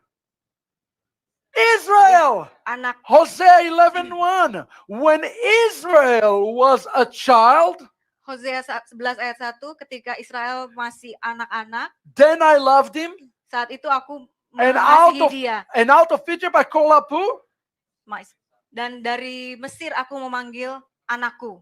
How dare Matthew Bagaimana mungkin taking the Matius words of the Hebrew Holy Bible mengambil kata-kata dari kitab suci Ibrani and lie about them? lalu bohong tentang itu. That is the point that Tuvia Singer made, Itu yang dikatakan oleh as Tovia he would Singer. suggest that Matthew had a plot Dan dia menuduh bahwa Matius to punya lie, rencana had a untuk plot to change the Hebrew Holy Tanakh. mengubah kitab suci tanah. Friends, first of all, let me tell you that that is not true. That is a lie. Saya katakan pada Anda itu And tidak benar, Matthew itu had no bohong. desire to change a jot or a tittle from Torah. Dan Let me start there. Before I answer for this, sebelum saya jawab ini, since we're on the roll, let's see another one. kita lihat yang satu lagi. Because it's the same chapter, just 8 verses.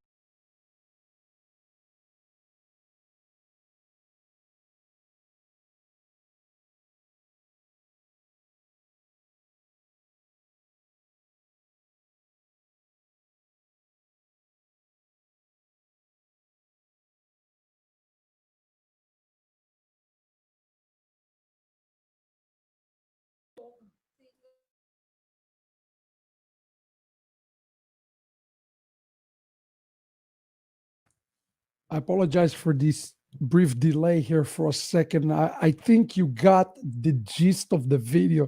And again, this video has been published and been watched by thousands upon thousands.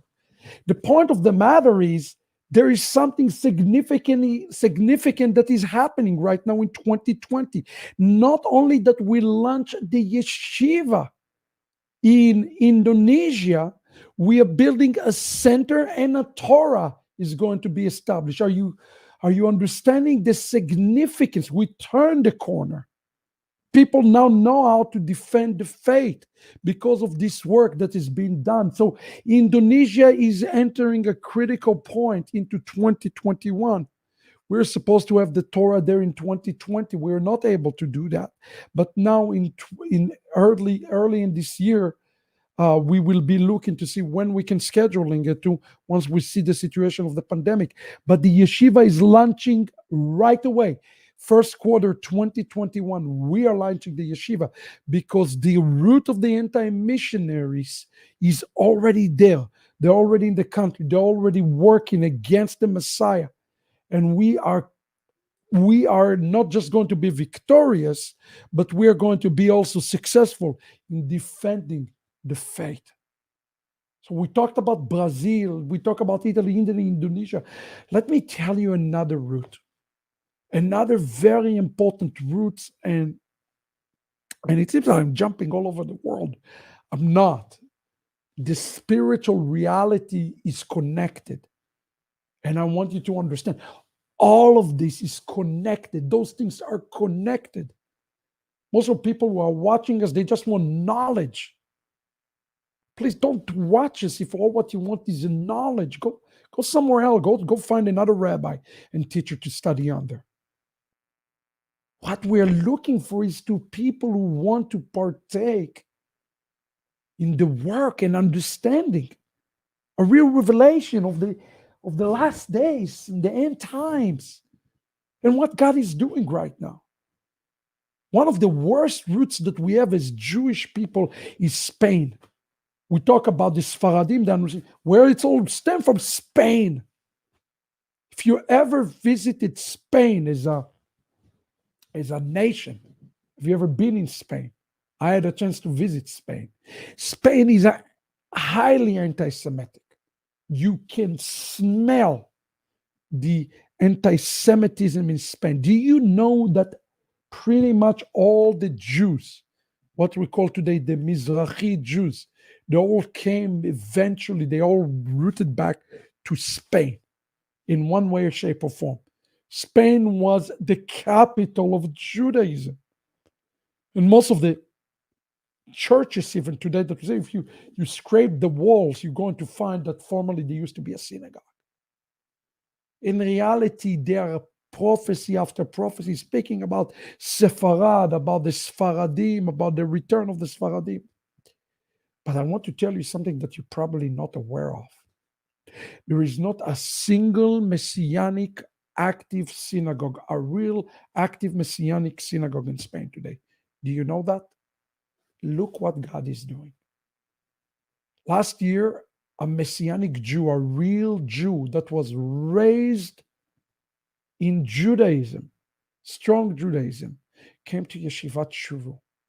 He is a lawyer by profession, but he felt a calling to move to Spain. He is now, as we speak, just moved to Spain with a vision of establish the yeshiva, the synagogue in Spain. This is a prophetic time. Remember what I told you, we're replacing old seeds, old roots with new roots.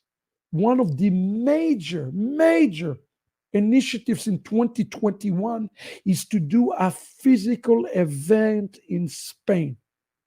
And I am going to invite, or probably by the end of 2020, invite the entire Spanish world. If you're Spanish descendant, wherever you are, all over the world, come to cry for the Sfaradim. Remember that teshuvah, a crying, lamentation, all of those things are impressing the heavens. And we're in the process of preparing and planning for a major, first time ever event that's going to take place in Spain.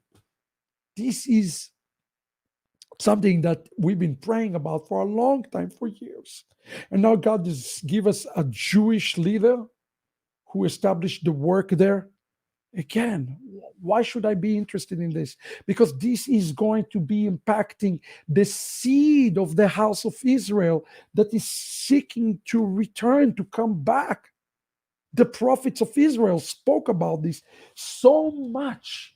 And we have an opportunity to awaken those scattered. And believe me when I tell you that the Jewish community is also watching all of this. This is an amazing opportunity for all of us to do something prophetic. And this is why your support is so important, because you're supporting something that is not done. I don't see any other Messianic organization, especially not from America, that is going to go to Spain and do it. You know why? Because they're all Ashkenazic. They're Ashkenazim. They're focused only on Ashkenazi Judaism. But you and I know that there is much more to the Ashkenazi Judaism. We cannot ignore it. We cannot be blinded. We have to be very sensitive. We have to be sensitive to the prophet, to the prophets of Israel, what he said about the return of the scattered house of Israel. The other thing that is really important to understand about Sfaradim, you're going to go there, you work. I've been working in the Spanish and Latin world for many years. It's hard. There are difficult people to deal with. You're not going to make money. You're going to lose money. It's difficult. Again, what is required, a lot of patience, financial commitment, financial investment. This is why your support today, we are 2 days to the end of the year. This is why this virtual synagogue, these needs that I told you about, this fund, right now is a time we need to step up. We need to make this a reality. All of those yeshivot, all of those, the Spanish work is growing leap and bound. Just imagine, soon enough, we will have a Messianic Kehillah in Spain. In Spain. This has not happened for hundreds and hundreds of years. What an opportunity for Yeshua to receive his proper context back in a place where the filth of Catholicism defamed the name of Yeshua. What an opportunity God is giving before us. Let me talk for a moment about the next region. So again, what we have for the Spanish world planned, again, I'm not a prophet. I cannot control the pandemic, but I will tell you, we'll have a worldwide call to the Sfaradim in a major event in 2021 in Spain, and it's going to be something very special. I really believe that in the spirit, it's going to move things. I want to talk about Africa. Africa this year has been my most pleasant surprise, maybe. We launched a dedicated yeshiva. And with your support, your help, we give away the Sidurim completely free of charge in Zimbabwe, and we're working now with this Jewish tribe. This is another form of Anusim. The Lamba is another form of Anusim. They have been scattered, and they're still live in somewhat understanding that they have Judaism, because they are actually not the seed of Israel. They are truly have the seed of the Levites, of the tribe of Levi. We know that. This is not something that I made up. It's something that science is telling us. We cannot refute science.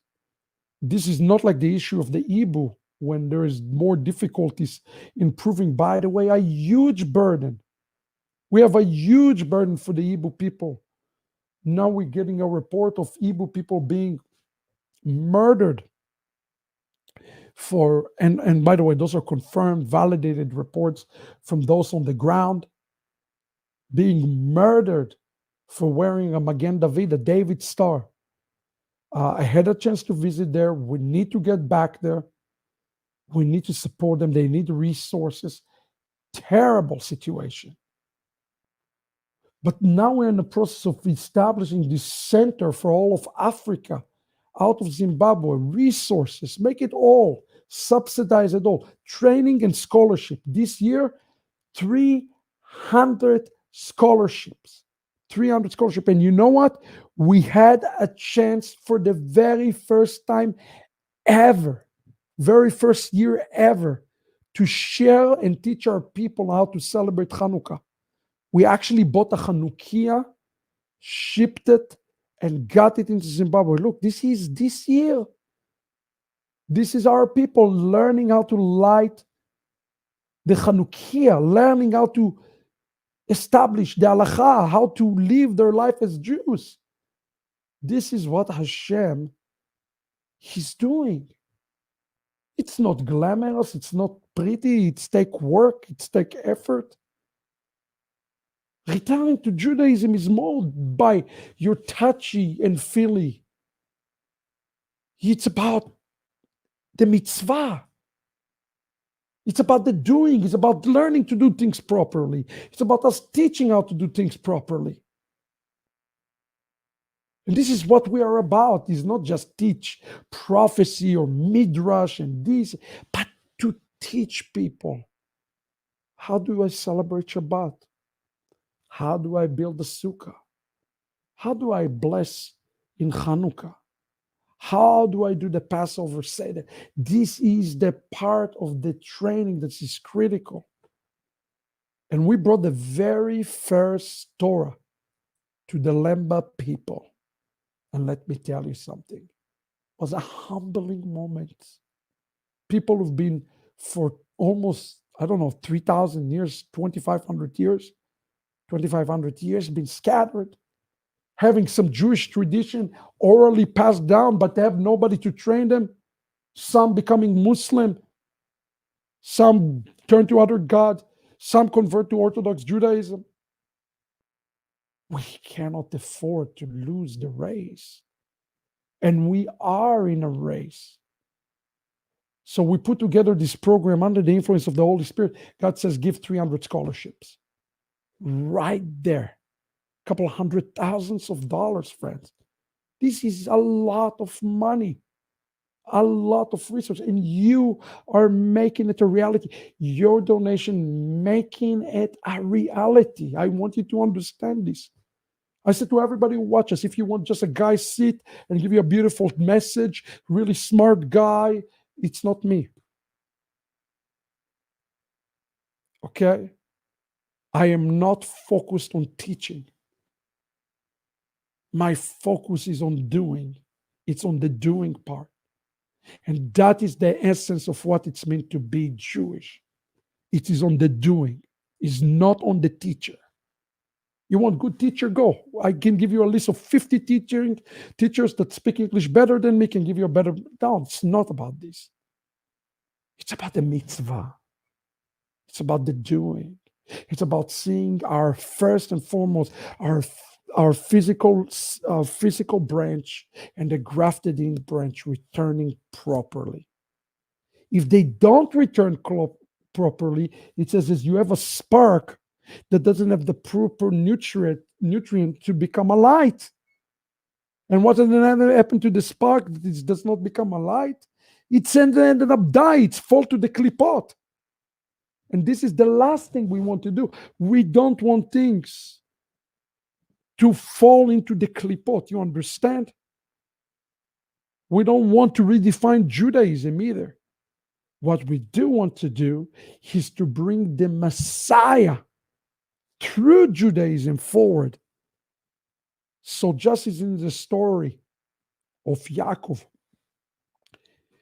the brothers will return Yosef to Yaakov, but it will be the authentic Yaakov, the authentic Yosef who is returning back to the Father. And this is important. This is a calling. And the vision here is clear. Please watch me. This is the very first Shabbat that the Lemba brothers share with me. And I want to thank the Lord for Higher Life Foundation in Zimbabwe. What an amazing individuals. Oh my goodness, God is sent an angel. And he raised those angels, those heroes like my brother Daniel, who take his own family. What kind of a person will take his own family and say, I'm moving to another country to fulfill my calling as Messianic Jew? Or in the case of the Masiwa family in Higher Life Foundation, what kind of a person opening their offices and say, Rabbi Shapira, what do you need? We'll help you. Who does those kind of things? I'll tell you who does those kind of things. Only people who are filled with the Spirit of God and the Spirit of the Messiah, and they are full in understanding of the last days. And I tell you something, God is raising heroes. And if I give you the list of them, I can give you a list of them right now. I can give you right now Pastor Matt McEwen, Dr. Wheeler, Rabbi Bernstein, Joseph John, Tzitzi Masiwa, Tamar Hartman, Luana Rodriguez. I can go on and on and on and on and tell you about those people. Iris Toro,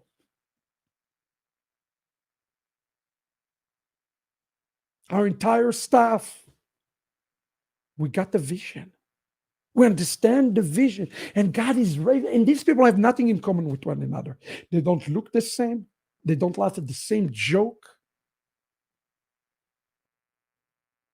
They have nothing in common on the physical.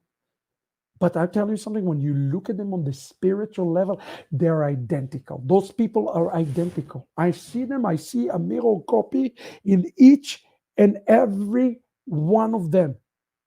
And it's have nothing to do with their ethnicity. It's have to do with the one that dwell inside of them. And right now, God is doing in Africa is a move of God, because Africa have seeds, so many seeds from the house of Israel. And when I look at the prophets and I say, oh my God, what did you say, God, in Isaiah and Jeremiah and even Moses? I see the prophecies. They're coming to life. Please take a moment, watch this with me. This is humbling moments. So understand why exactly we donated those scholarships. Why this is important. Why we released the Siddur. What this is all about. Check this out. This is absolutely incredible. Oh my goodness.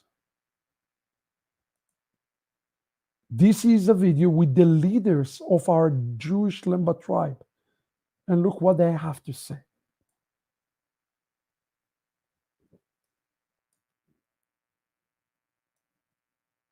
Now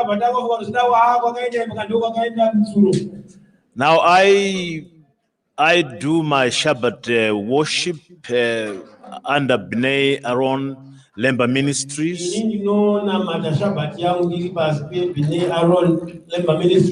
And we got our own Rabbi Amandishe.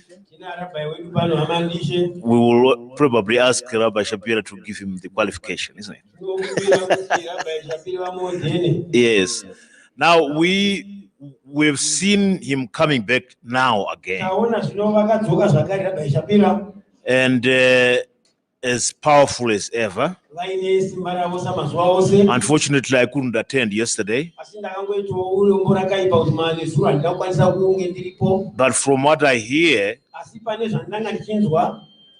it was just as usual, educative, enriching,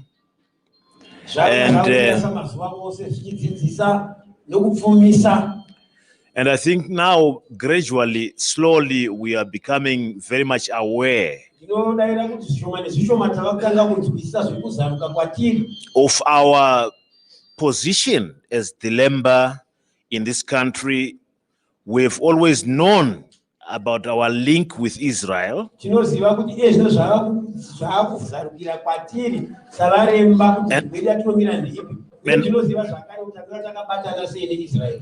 And I believe that no one of us here knew the extent until now.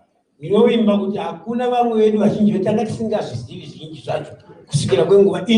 the depth that we are getting into now. And I think every Lemba person is realizing the enormity of the responsibility that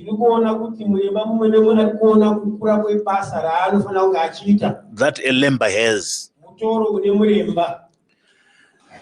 And as Rabbi Shapira said, if the Lembas were selfish people, this is the time to discard selfishness, to really play our role as children of Israel. Abraham was given the responsibility of preserving the word of God and eventually spread it throughout the world. And this is the responsibility that we have. And we want to thank Rabbi Shapira for his efforts, which we see he is not giving up at all. We have received him in different ways. We gave him a hard time. He's not giving up. So I think what we should really realize is that I think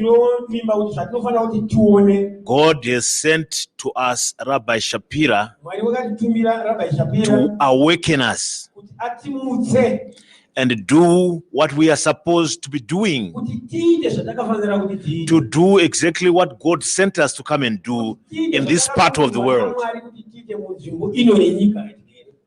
Thank you very much, Rabbi Shapira. And I want to thank you. Thank you. What you're watching here, friends, when he said they give me a hard time, this is an understatement. It's difficult. It's remained difficult. And frankly, they were surprised we came back. But as the Terminator said, I'll be back. Rabbi Shapira said, I'll be back. And this is something that I want you to know. We cannot quit. Quitting is not an option. We can fail, we can fall, but what is the scripture says, who is the tzaddik one who falls 7 times and stand up 7 times. And now the corner is turned to the point we have a dedicated yeshiva in Africa that now extended, I need you to hear me carefully, to any African American. God has spoken to us about Africa, African American, and a messianic connection. This is a clear word He's giving me, and I'm working on it very hard right now. Very hard. See, a lot of you watch and you think, well, Shabbat, you come on Shabbat, Rabbi, you're like a regular rabbi. That's all what you do. You come Shabbat morning and you give message and you go your happy way. No, friends, please understand, virtual synagogue, which take a lot of time, is just a small part of what we are doing day in and day out. We have to quickly raise them up in Africa, quickly. We have not even a second. We have not even a day to waste. We don't have any time to waste. The people are ready, and we have to put this before them.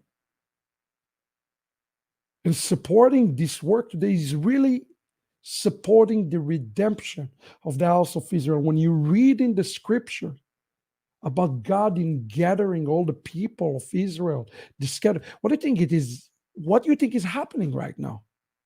We are witnessing the fulfillment of prophecy in front of our eyes. That is what is happening right now.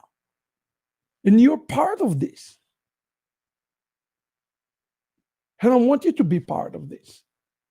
Because this is not a move that belongs to a man or a woman or a person.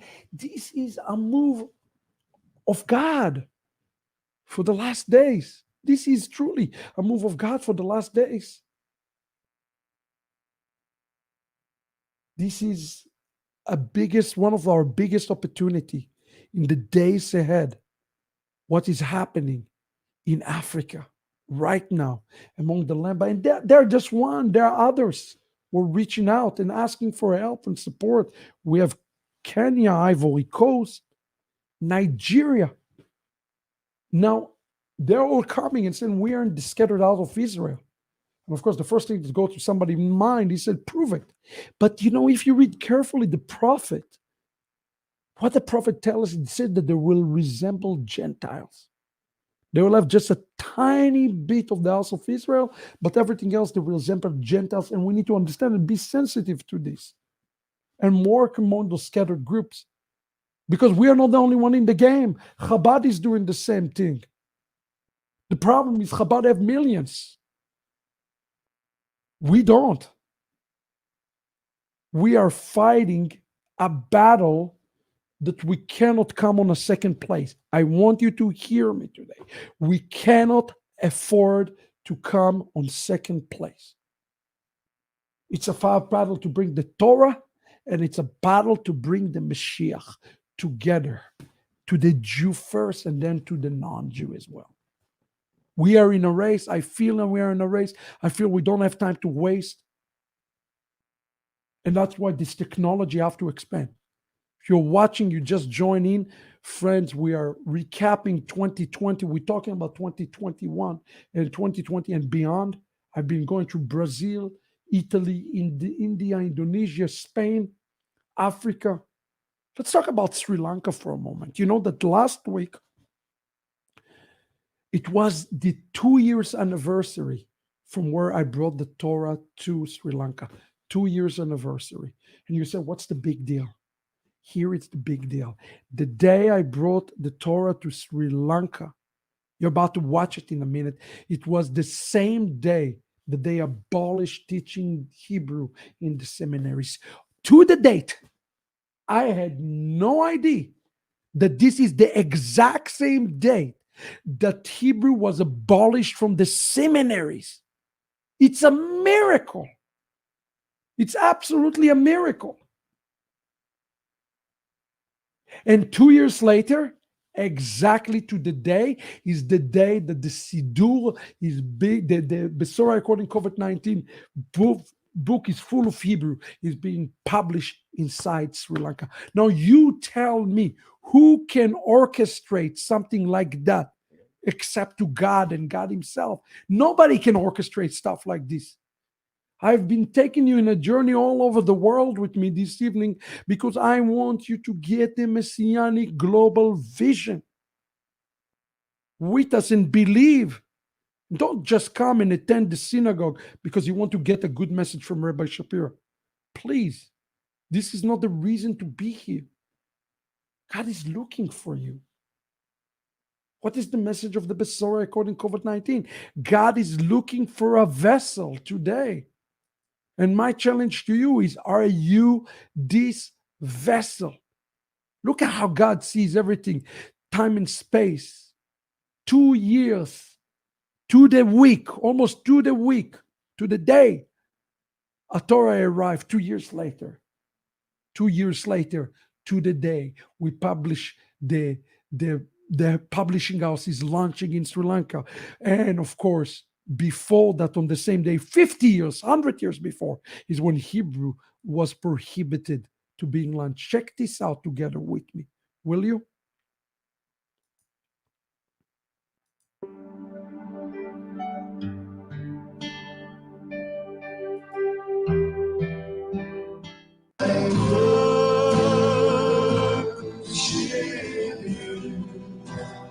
For your name is holy, holy,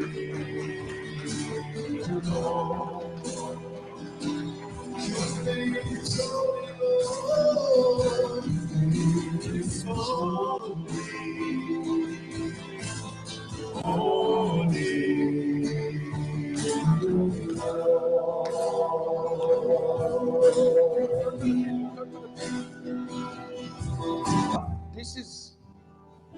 This is a moment that is worth really everything.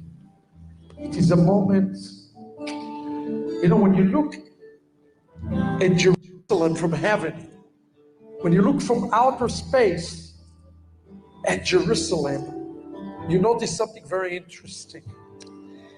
In the mountains, you can see from outer space, I don't know if you ever see this picture, the name of God. He put his stamp of approval upon the land of Israel. And here it says, Ki mitzion tetzeh Torah u'devar Adonai miYerushalayim. From the out of Zion shall come forth the word, the Torah, and the word of the Lord out of Jerusalem. The word and Yeshua, the word is Yeshua, and the Torah are being stamped right this moment upon this land. He is putting his stamp upon this land. Are you hearing what I'm saying to you? He's putting this, hold this for a second. He's putting this stamp, and this is what I want us to pray this morning. Dinesh is my student in the yeshiva. He is overseer of all Shuvu Sri Lanka, and I've been watching him carefully over the years, just being so humble, such a humble servant of the mighty one of Israel. And I promise you something about Dinesh and his wife and his children. They're all here. They're all serving. This is not going to be just married for you. It will be married for your children and your grandchildren whenever they come, and for this entire nation. It's an action of one person who can bring merit to the community. So I must say, if it wasn't for Dinesh and his humility and his love for his people, I wouldn't be here today. But I also wouldn't be here today if it wasn't for Benjamin from Indonesia, and Andre from Singapore, for Ralph from Australia, for Danny from Malaysia, for Mark from Australia, for Nick from the Hagan. I wouldn't be here because this is a team. We unite each other. We have something in common. And this thing that we have in common is the Torah. As much as this Torah belongs to you, Dinesh, it belongs to all of us. Our sages said that there are 600 letters in the Torah. Each son of Israel has a letter attached to him. What about you? Do you want a letter from this Torah? Who wants a letter from this Torah? You see, this Torah is made up.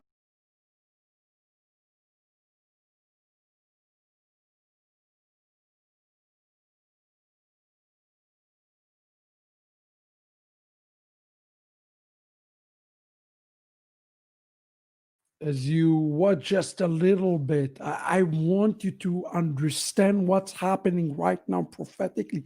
This is important because we're talking about 2020 and beyond. Look at Sri Lanka. We are in the final stages. In this year, we already have the land, the plot to build the very first Messianic synagogue in Sri Lanka. And I'm talking about a real synagogue. Daniel Rodrigo has been the very first ordained Torah teacher out of Sri Lanka. And now they're putting plans in place, final plans, to establish either late 2021 or maybe early 2022 to have the synagogue established. Friends, this is restoration. This is a path. This is a return.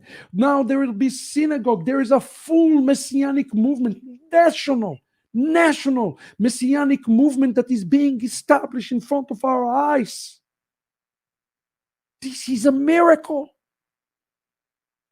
And I want you to understand the implication that one person can change. One person can change it all.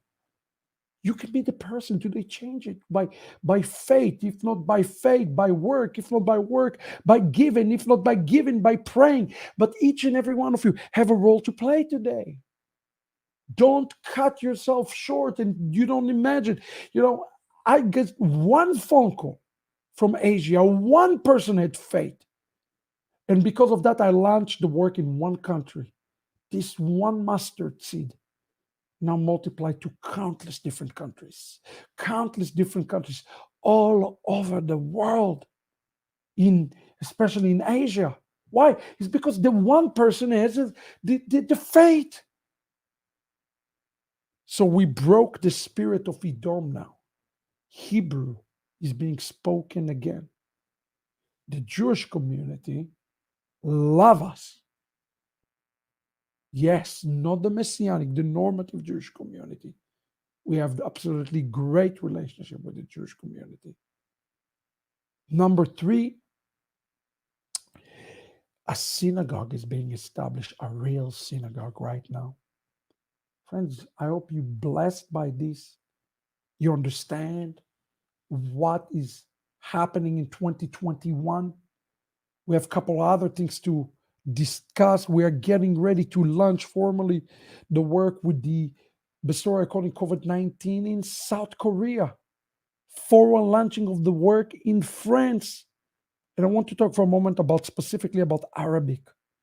We are translating the Siddur to Arabic. You should know, I will not give up, never, on the Muslim world. The reason is because the Muslims and the Arabs, they're our cousins. They need to hear about Yeshua and they need to come back too. We're planning to give worldwide the Siddur Ahavat Olam in Arabic for free. This is going to be a major initiative into 2021. Even right now, people contact us from Dubai, Bahrain, people contacting us from Morocco. My desire is to make this available for free for any Arabic-speaking person all over the world. Again, today you have opportunity to really make an impact and make it still count as a gift for 2020. The question that I have for you today is, do you have faith? I promise you, if I had a teaching right now, we'd have 3 times the amount of people. But when I talk about things that are actually important, not something that consuming people, like knowledge, but I talk about things that's really important, like the business of the kingdom, people usually not interested. I'm telling you this as a word for 2021. Be around the business of the kingdom. Don't just fill yourself, because it's not about you. It's not about me. It's about the coming of the King who are standing in the path. We have a few other things that I have to discuss for 2021. Now that you understand the breadth by geography, let me briefly talk about them to the best of my ability. Take a breath, because a lot of those things are in the work and they are still raw. I cannot make all of those promises, but a lot of them are going to happen sooner than later. So here we go. Why is your support so important? On top of everything I discussed, we are going to launch a dedicated women channel to teach Torah. You heard it right. I believe women should be really teaching women, and women should be feel safe around other women without men intervention. We have been raising some incredible Torah teachers and Torah scholars in Yeshivat Shuvu, and we are going to launch in January, a dedicated women channel to teach Torah. I know this is an exciting time, exciting announcement. Announcement number 2. I'm very hopeful that here around the corner, we will be able to launch a messianic 24/7 web TV station that broadcasts Torah 24/7. Initially in English, and then I would like to launch it in Spanish and all the other languages. It is time to broadcast to the world, and we're going to make it a reality. I'm asking you for real intensive prayers for web TV station that I've been working on. God willing, number 3, we have about 5 or 6 Torah revivals. As soon as the pandemic lifted up, we were going to look to see how it is. I'm also going to resurrect the Torah Fund to help communities, international communities, to do Torah revivals as God allow us. Number 4, we're going to release a new publication called The Boy Kala in the middle of 2020. Middle of 2021. It's a typo for Friday night with a commentary, with all the wonderful melodies by the cantor. I'm sure many of you are really excited now. And then here's a big one for you. When we are looking for 2 more worldwide events and 2 more publications, like 100 Gates, 100 Shofar, the Night of the Bride. This year, we're going to focus on the biggest one of all, the Yom Kippurim, the Yom Kippur. This is arguably probably the most important one. And may God give us the strength and the finances and the intelligence to release Yom Kippur Siddur in countless languages. Of course, we cannot discuss it yet, but I just want to show you the plan. And then also we're going to release the Siddur for Sukkot, including the Oshanot, the Hakafot, everything in one place. And if people will support it, and that's a picture of big if, we're probably going to make both of those available free of charge. And then I can't stop and talking about the Besorah according to COVID-19. This is arguably the most important book that I have ever released. And in my opinion, this is a book that everybody have to get in their hand. It's going to be released during the next few days in Spanish, But you should know by January, we will complete the Italian, the German, the French, and the Korean will come a little bit later. All of those translations happening. And if you have not had a chance to read the Besorah according to COVID-19, friends, the message of the book, forget about the vaccine. Understand what God is telling you. It's one book everybody have to read as soon as possible. Invest in something that will move your spirit. I pray it will in the name of Yeshua. Good News COVID-19.net. It's a book, it's a treasure. Also, it's available in Spanish. And again, what is the word for 2021? Some of you will rebuild the ancient ruins, will raise up an age-old foundation, will be called repair of the breach, restore of the state for dwelling. It is you that God wants to use in these last days. Of course, God can use you. He wants to use you. No matter what shape you are, He wants to use you today. I hope this presentation today, I know it's been lengthy, almost 2.5 hours, speak to your spirit. So what can you do? How can you be part of it? There are a few things I want to give you, and then if you have any questions to us, I will take some questions. So you can type them to the chat, and I will do my very best to answer any question you have about anything I share with you today. But let me close with this last word that I think is important and significant to discuss. Now you understand the complete picture of what 2021 looked like. You can do a couple of things. Number one, spread the message. Subscribe to our channels and promote the work that is being done worldwide. Please help us. It's a snowball. People don't like enough, they don't share enough, they don't subscribe enough. We should and we can get to more people, reach more people, but we need your help. Number two, become a regular supporter of the work that is being done.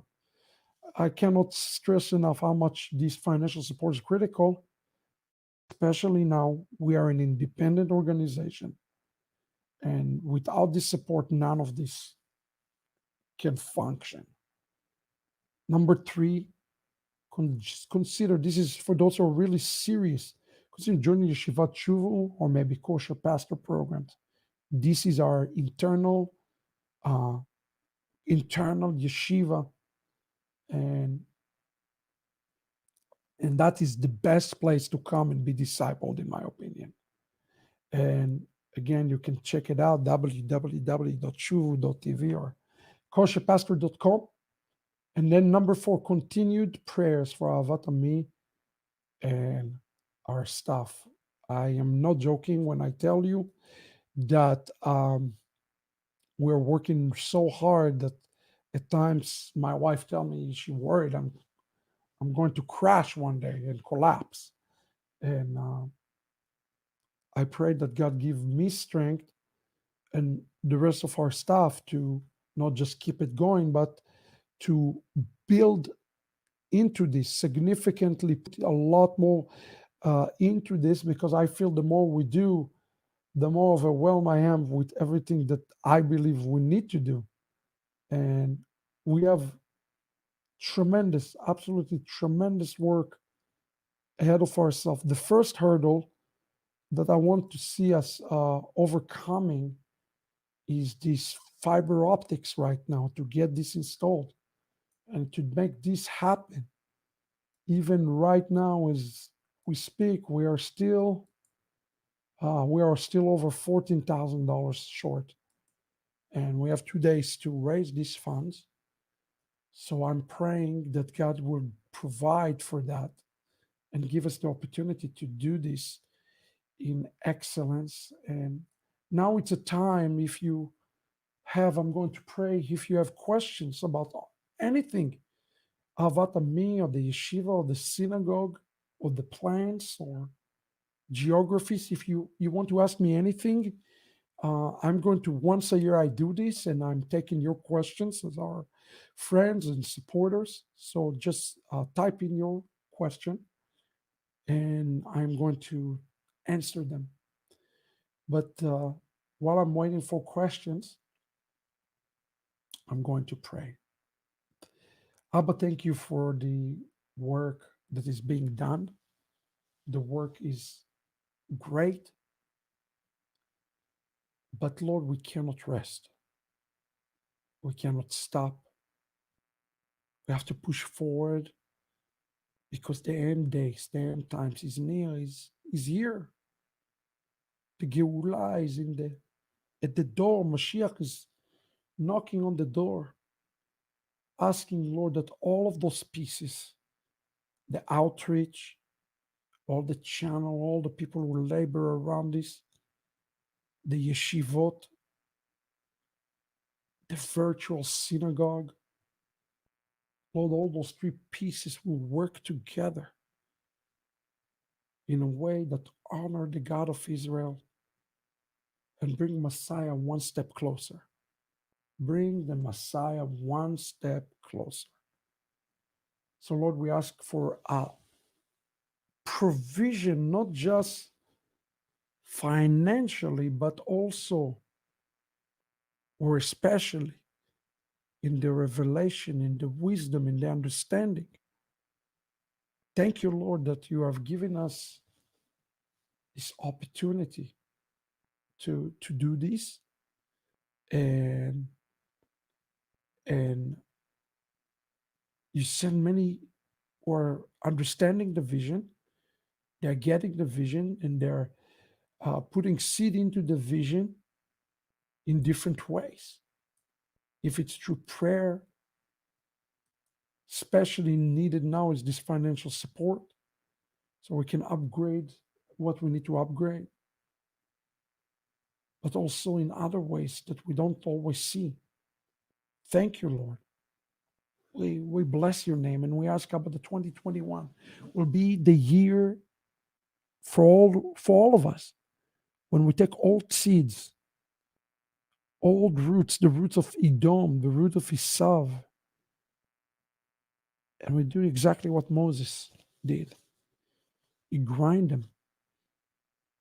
He grind the root, and he spread it over the water, and he gave it to the house of Israel, and he said, drink it now. Drink it. And Israel consumed it. May we consume the things that's stopping us. And by you, I just speak this word, not just for us, for the synagogue, but and for the outreaches, but I speak this word for all of us here. You said, Lord, in Micah 2:13, 2:12, I will surely gather Jacob, all of you. I will surely gather the remnants of Israel. I will put them together like a sheep in a pen, like a flock within its pasture. They will be noisy with people. One breaking through will go before them. They will break through, pass through the gate, and go out by it. Their king will pass through before them, Adonai at their head.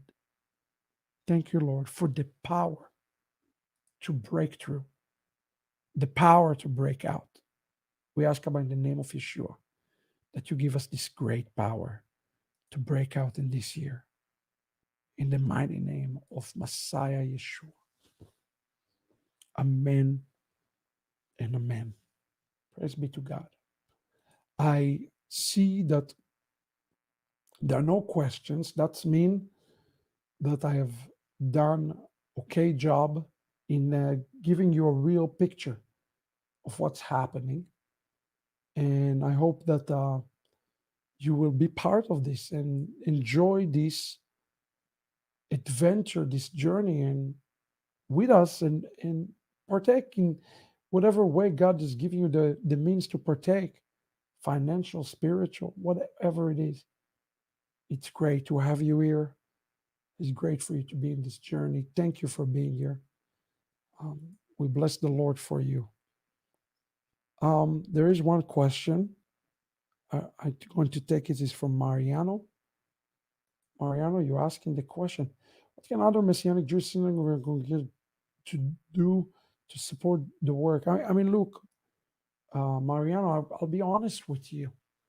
We are not mainstream. We are not mainstream. Mainstream Messianic Judaism is Christianity. That's all what it is. Excuse me, I spoke truth.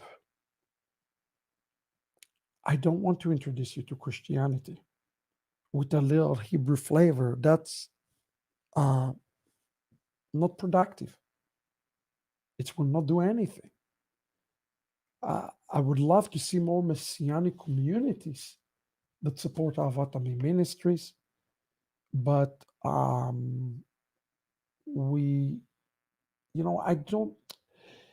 My focus is on the work, not on PRs, not on this, not on, my focus on the work. So I don't really have time to go and knock on many doors. I simply do not have this type of time. I run the largest yeshiva in the world, Messianic yeshiva in the world, and the synagogue takes a lot of time, and then on the top of that is we have all the outreaches, all the Torah revivals. You have to understand we're human beings too. I'm a father. I'm a husband. So it's complicated. It's very complicated when you have such a big mission before you, and everybody coming to us. So I hope some leaders will watch the program, Mariano, and they would want to support us. But we cannot make it. I mean, a lot of the Messianic movement is also very competitive. We are not first we're not first a synagogue. We're first an outreach organization, educational, and then we have the synagogue, which is a function of the outreach. So a lot of people look at us now because we've grown so much as a threat to them now. Because we can become a threat to them, they stop supporting us. If you want to know the truth, that is the truth. They say, oh, now you're on my turf. But really, in reality, we launched the virtual synagogue to support this need that exists. And I believe what we do in the virtual synagogue, we do very well. And we give you an authentic Jewish experience that is filled with the Messiah. The ultimate thing is get even synagogues, communities into Kosher Pasture, Yeshivat Shuvu. It's amazing programs. Get the Sidurim. There's a lot of things that can be done, but unfortunately, the Messianic movement is far too fragmented. So we have a network of, I don't know, about 50, 60 kehilot that we are working inside Yeshivat Shuvu. And we love to have more communities joining into this network. In order to join the network, you have to be a student of the yeshiva or involved in some level in the yeshiva. So thank you for the question. Miriam, you ask, how long does the application process take Yeshivat Shuvu? It's depend, Miriam. We've been really behind. And one of the reasons, Miriam, we've been really behind is to be frank with you, is we gave all those scholarships with the URI program, and it slowed us down greatly, and we're still playing catch up. So I know if you submit an application, I would say just be really patient with us, give us grace. And I'm sure that the first or second week in January, you're going to be hearing from us. Okay? So I hope this is answer. This is a question. If we have two jobs, can we tie to our congregation from our job and Ahavat Ammi Ministries, it's a second job? I'm not sure it's biblical. Okay, I feel both at home. Hope it makes sense.